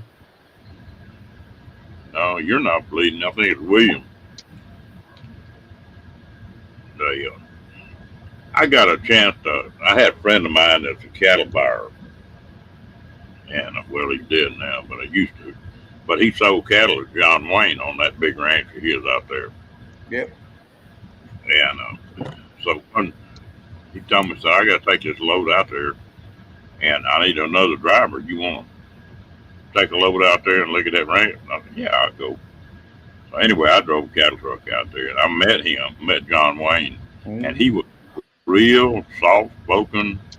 I mean, low key. Hey, great guy. It just really was a nice guy. Of course, I just I'm a little bit, not much, you know. And but it's amazing how low key he was. You know, to be as popular as he was. Last time I was through out there, they had split his ranches up and were trying to sell them off. Well, that's what I say. I spent that one summer, well, about 4.5 months running cattle for him and Roy Blevins. It ain't me. And you know, the W2 even had Cowboy on it, but I'll never forget going to and from out there on the motorcycle, because that's all I had back then out there. You didn't need a car. I'll never forget that. You could be going down the road though, and there were so many wild horses. You had to be careful. You'd hit one crossing the road. Yeah, there's a place we like to camp up there in Canyon Lake, in the Sholo area. And the last time we were up there, I'll bet there were 100, 150 horses just grazing around that mountain up there. You get up. Yeah, there ain't no fences. They're free. Yeah, a horse standing out there in front of your RV, just munching on grass. They sure tear a lot of stuff up too. Yeah. Just, and they won't let them do anything with them. What is it that they've got 15,000 of them horses that they've got corralled and they're feeding, and they won't let them do nothing with them? Yeah, I know they're protected. Yeah. I don't know. And they're beautiful horses too. If you see them out there, you think, man, they would be kind of raggedy, because they don't maybe get enough to eat. But these are all just nice, shiny coats and well-defined, horses. They're just beautiful. But they're short. They're Mustangs. They're wide-footed and short. Well, it depends on which herd. Yeah. Now, they've got different herds, and they've got where there were different stallions with them. And there's a couple herds that were crossed up with the Spanish horses, and them horses are beautiful. I mean, they're muscled up. They're not sure big. And, but I've got a friend of mine that will take 2 of them Mustangs every year and bring them down here and gentle them down and turn them loose on her ranch. She probably got a herd of 20 of them now. Wow. That's nice, letting them live out. Yeah. And but they are destructive as hell. My bank said they took his name off the airport, John Wayne's at Santa Ana. Do what? Well, it is California, right? Wow. Took John Wayne's name off the airport, said he was racist.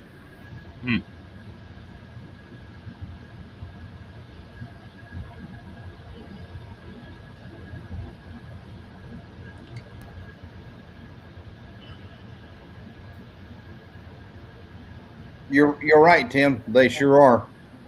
They sure are. Here's the thing. Here's the thing. We've all got history. I don't care who you are or where you came from. So I agree with you guys. They shouldn't have the right to cancel anybody's. Everybody should be acknowledged, period, and just leave it alone. And you have a good night. Hope you get some sleep, girl. Night, Ann. I still hear the sound, so it ain't me. There ain't nothing on here. No, I'm not getting an echo now. A while ago I was.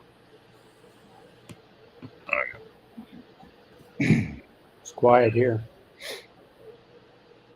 Well, I'm just don't get too many grass clippings in the ears, girl.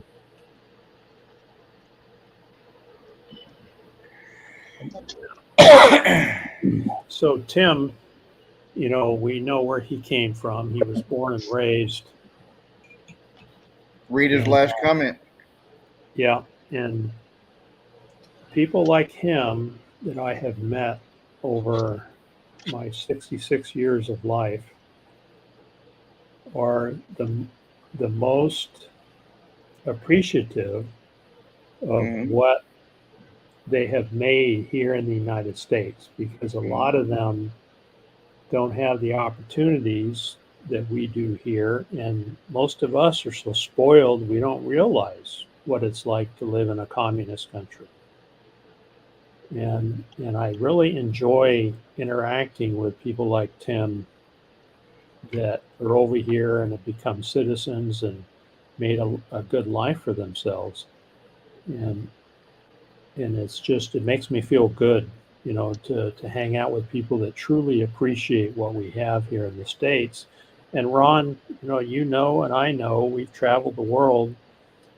In our time in the military, we've been to some pretty crappy places, and I've squatted in some places in South Korea and took a bath with a bucket over my head,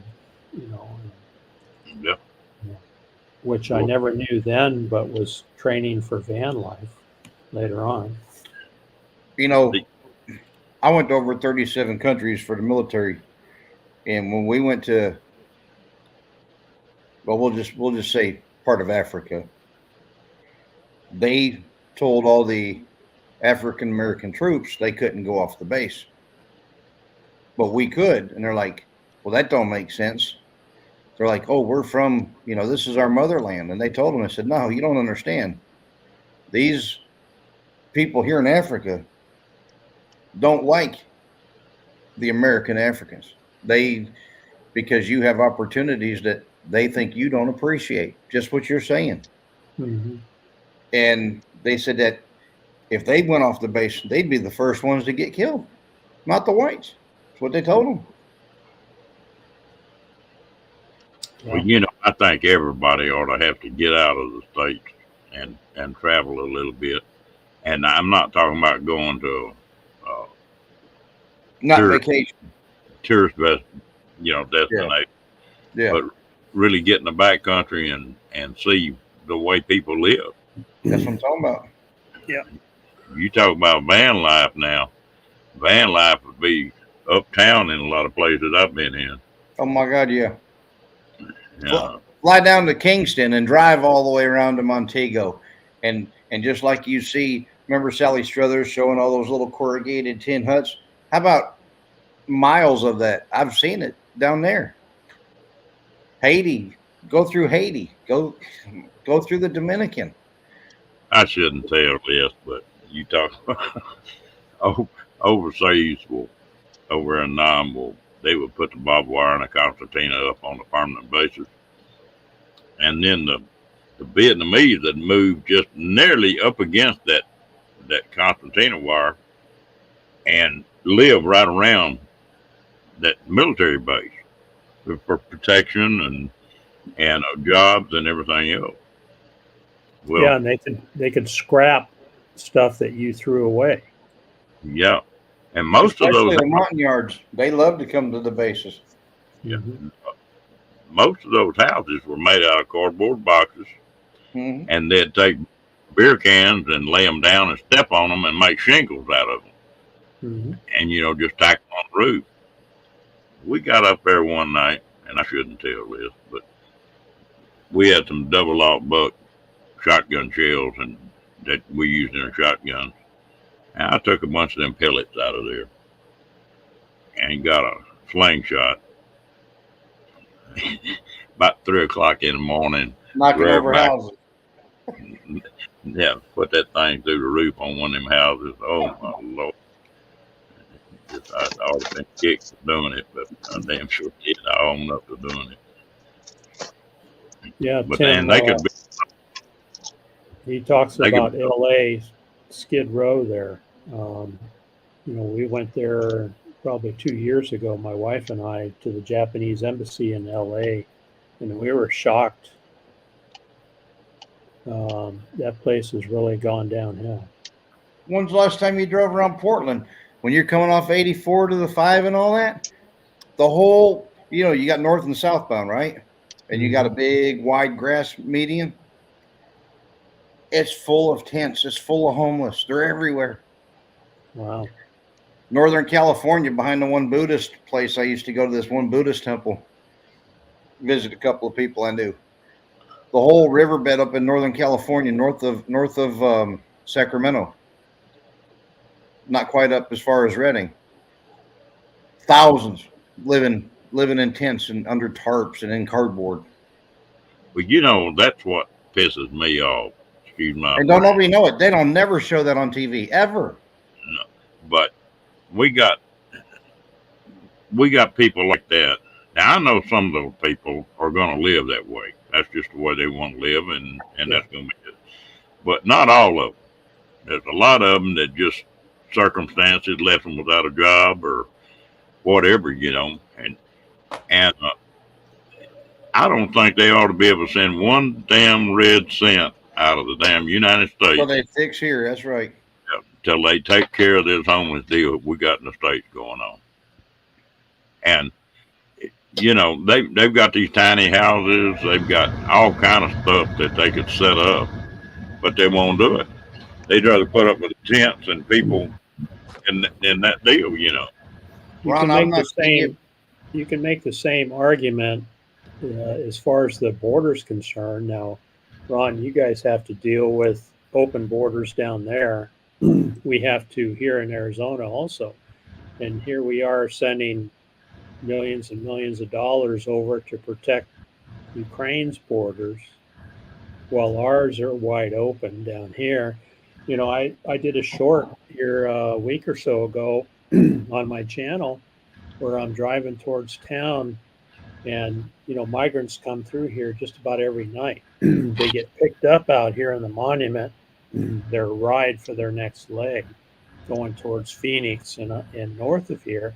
And what happens is they discard or throw away their old ratty stinky clothes that they used to travel up from Mexico. Their booties, they wear these booties where they cross the road so they don't leave tracks, so the Border Patrol can't track them. They leave, their backpacks or whatever they want to throw out. Well, right in the middle of the road and on the shoulder, illegals just pitch their stuff off, and I come across that stuff going to town all the time. Yeah, I'll say this. I'm not real political, but we got a governor in Texas. I don't agree with everything he does, but at least he bowed up. He just flat told Biden that, if you're not going to do something on this border down here, Texas is going to. And he's putting the fence on up. The state of Texas is finishing that fence in Texas. And he's something else. He's the same one that backed that bill to where you could, what they call it, constitutional carry. Yeah. To where you can carry concealed or not concealed, it don't make no difference.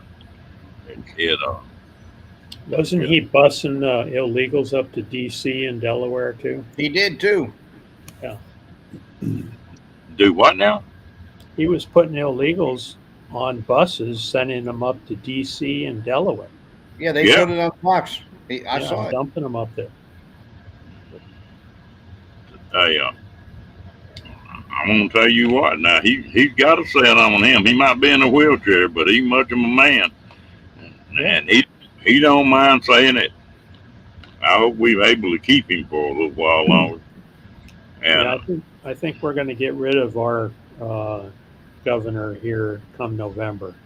He's decided he's not going to run because his numbers are so bad. So we'll have somebody new. Well, what's funny about the borders down here now? I've got several friends of mine at Highway Patrol, game wardens, and stuff like that. And it got so bad down there that they were pulling like a highway patrol from here, and he'd have to serve 30 days on the border and then come back. And they were having to do that about every 6 months. Every game warden and every highway patrol in Texas. Really? And just to sort of brace things up, And let's say I've got several of them as friends of mine. What is so funny about the illegals, about 80% of them now are not Spanish. Yeah, they're OTNs other than Mexicans. Yeah. Yeah. And the Mexicans here, the citizens do not, man, you talk about being not supporters or not having an open border. The Spanish people are, and they're hot about it. Sure, especially the ones that did it right. Yeah, the ones that did it right. I don't have any trouble with somebody coming to the state. There's ways to do it. The paperwork's there to do it, But if we do something wrong, they put our ass in jail. Oh yeah, let us go. Yeah, let us go down there and do something. Mm-hmm. Yeah, Roy says they came across many backpacks in New Mexico. So what they do out here is they call it a layup spot. So, the migrants come up north from the border. They're usually on foot. They give them a gallon jug of water. Each person gets a gallon jug of water, and they just start walking north. And when they get up here, there's Indian nation over here to the west of me on the other side of the mountain range. When they get up there, then they cut over to hit I-10. And so they stop here in the monument because it's a well-known place, and they lay up there and they change their clothes. They typically the coyotes, whoever's transporting them, will lay up water for them. And then once they gather enough people, they'll load them up into a vehicle and then go right down Silver Bell Road here and head out to I-10. And then we'll go out there and we'll find backpacks and their clothing. They'll usually pack them underneath a mesquite tree or a Palo Verde tree. You walk up to one and it's just packed full of clothing, blankets, whatever they decided not to take with them, backpacks. And they've got their clean clothes on, their travel clothes, and they're heading north. That's kind of how it happens out here. And so, in New Mexico, I suppose the same thing happens, and probably in Texas too. They get a lot of discard stuff. I just saw a movie about that, or not really a movie, more of a documentary, where half of the kids never get where they're supposed to go to their aunts or uncles or cousins or whoever, because they get caught in the trafficking ring. Yeah. And that human trafficking has been going on a long time. It just nobody talked about it. Right? Oh, yeah, it has. Sure has. Well, Ron, I told you my cousin Pam, she was the head prosecutor for Dallas for Children's Services. Pamela Hayes. My cousin was a cop in Bolt Springs, right not too far from you there. And now he runs a tractor supply over in Sulphur Springs. I got a whole lot of family right there. Richardson, Plano. My daughter-in-law works for the she's a lawyer for the district attorney for Dallas. Yep, and she knows my cousin, I'm sure. In fact, her husband was one of the big fire chiefs, just retired out of Dallas area, one of the Dallas stations. As soon as you leave Dallas and you're on 30 and you cross the water, what's that town right there? Cross that little lake, man-made lake. I know where you're talking about. I can see it in my head, but yeah, as soon as you cross the lake, 20 minutes out. That's where they lived at. They worked in Dallas, but Dallas is just a big old place anymore. Oh yeah. We were talking about some of the band living in some of that. When I was looking for this cab over, and then I helped a lady buy another trailer. So I've been looking and talking to some of the dealers, And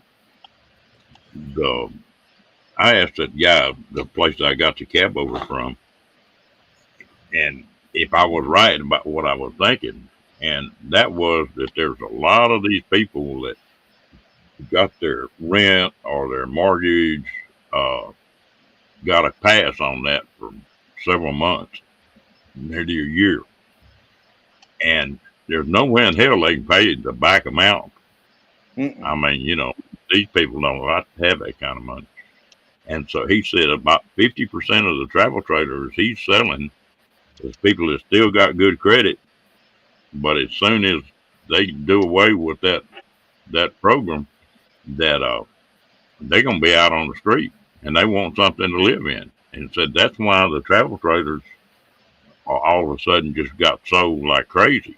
Now you go by a travel trailer place here, they're stocked to the damn gills with trailers.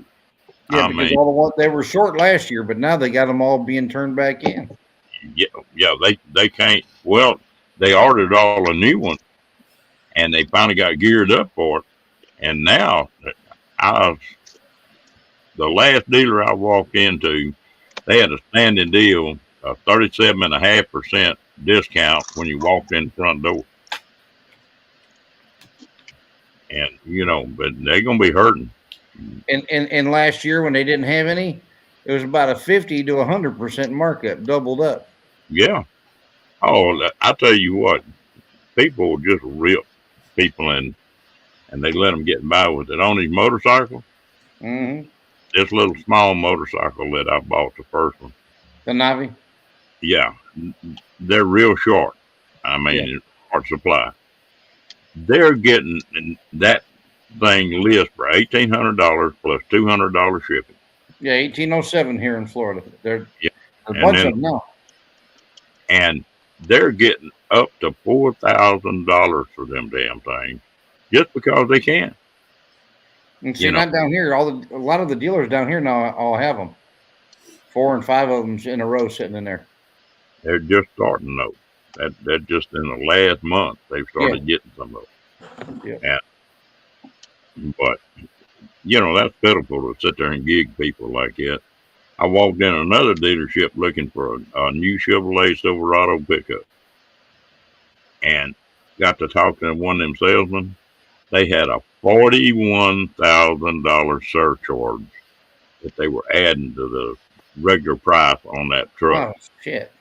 They should be slapped. Wow. Now that's crazy. I wouldn't, if I was walking, I wouldn't buy a truck from them when this thing gets straightened out. That's pitiful.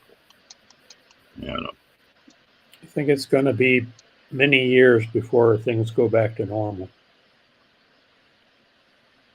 Yeah, it's either going to be many years or it's either going to happen damn quick.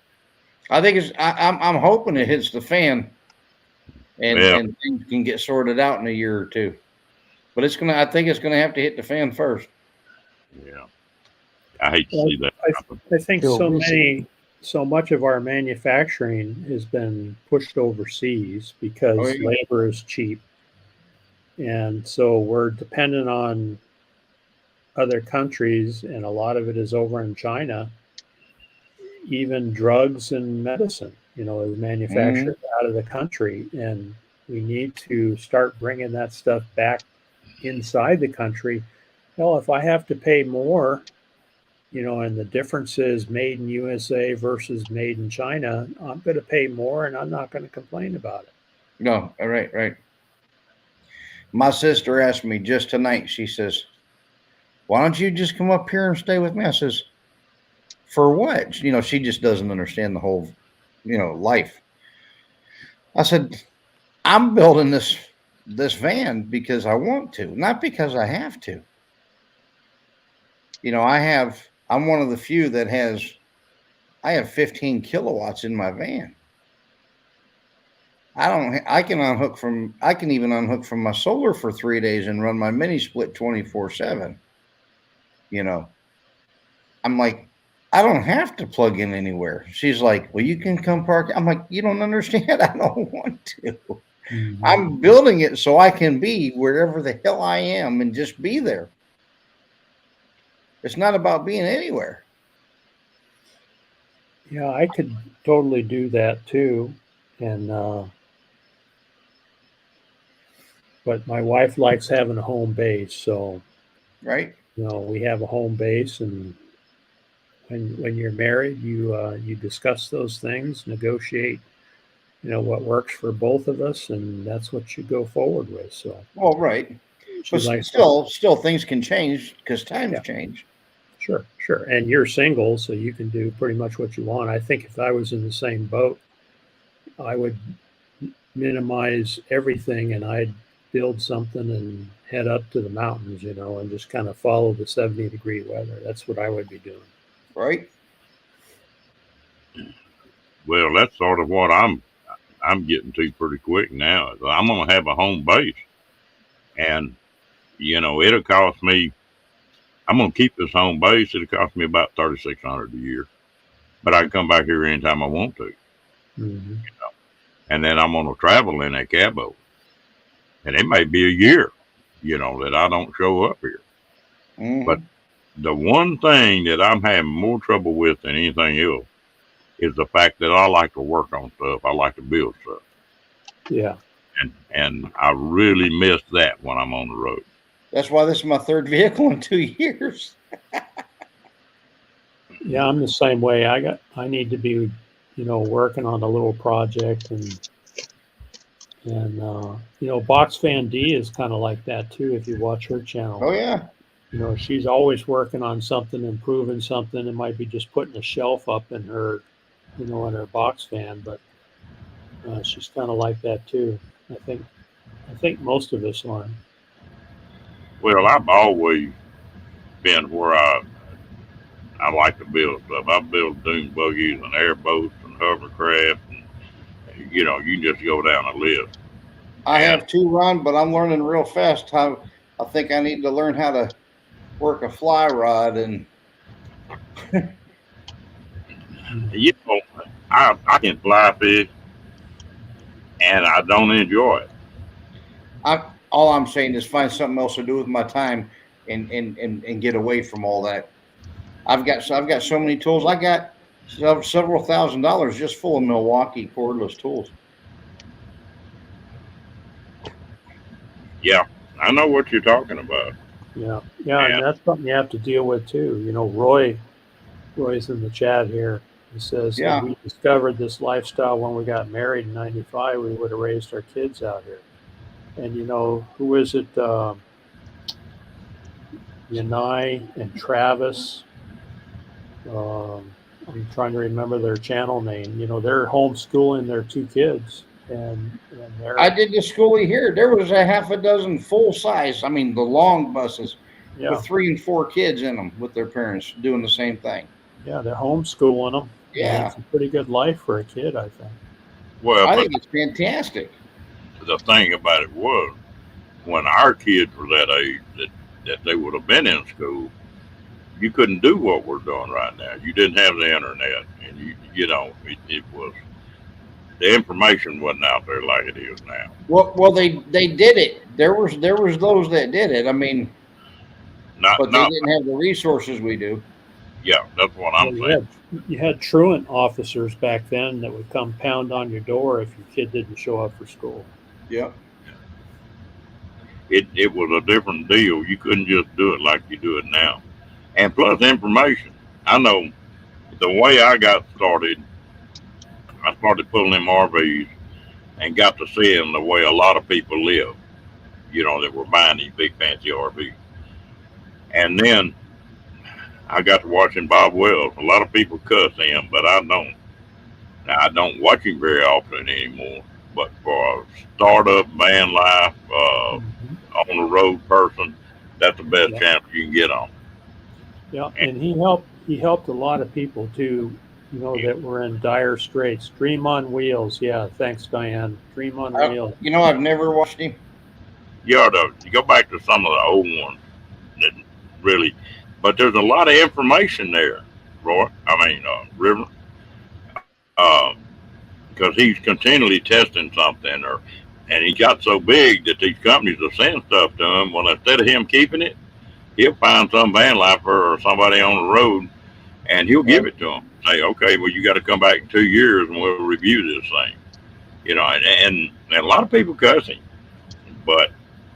and he makes money out of it. Well, hell, there ain't none of us sitting right here that if we didn't have a chance to make money out of something that we wouldn't do it. Well, I did look him up on Social Blade. No, he's triple digits. Or six figures, I should say. I'm talking about the comma and all. Yeah, good for him. You know, so long as he's not stealing it from people. Right. Yeah. Well, it's the same thing, Tim. I didn't cut classes or cut school at all. My parents had a big, thick black belt that they had in the drawer, and if I got out of line, boy, I got the crap beat out of me. I was the baby of 7. My parents were the same way until there was only 2 of us left and everybody else was gone. By that time, they were both had full-time jobs and never knew whether we did or not. Never even asked. I tell you what, I got in bad trouble one time. I did something. I knew I was going to get my ass pulled up. And my parents had a peach tree right outside the back door. And they'd make you go out there and pick a switch. And I'd rather have a beating with a belt anytime and not have one of them damn switches. Well, yeah. I knew I was in for it. They wasn't going to make me go pick a switch. I went out there and pulled every damn limb off that peach tree. Boy, I did get in trouble then. Whew. Hey guys, I'm going to drop out and go climb in bed. You know, Ron, I had a pretty good nap today, so I made it through your live, buddy. Thanks for having me up. Yeah, well, you're welcome. Shut it down too. We over 2 hours tonight. Good to see William. Good to meet you. And William, try not to talk so much next time, okay? Yeah. He's teasing you, William. Y'all have a good one. All right. Have a good one. See you later. I think I'm going to shut this thing on down too. Okay. Y'all have a good night. Appreciate everybody that stuck with us in the chat, and we'll do it again. Y'all have a good night.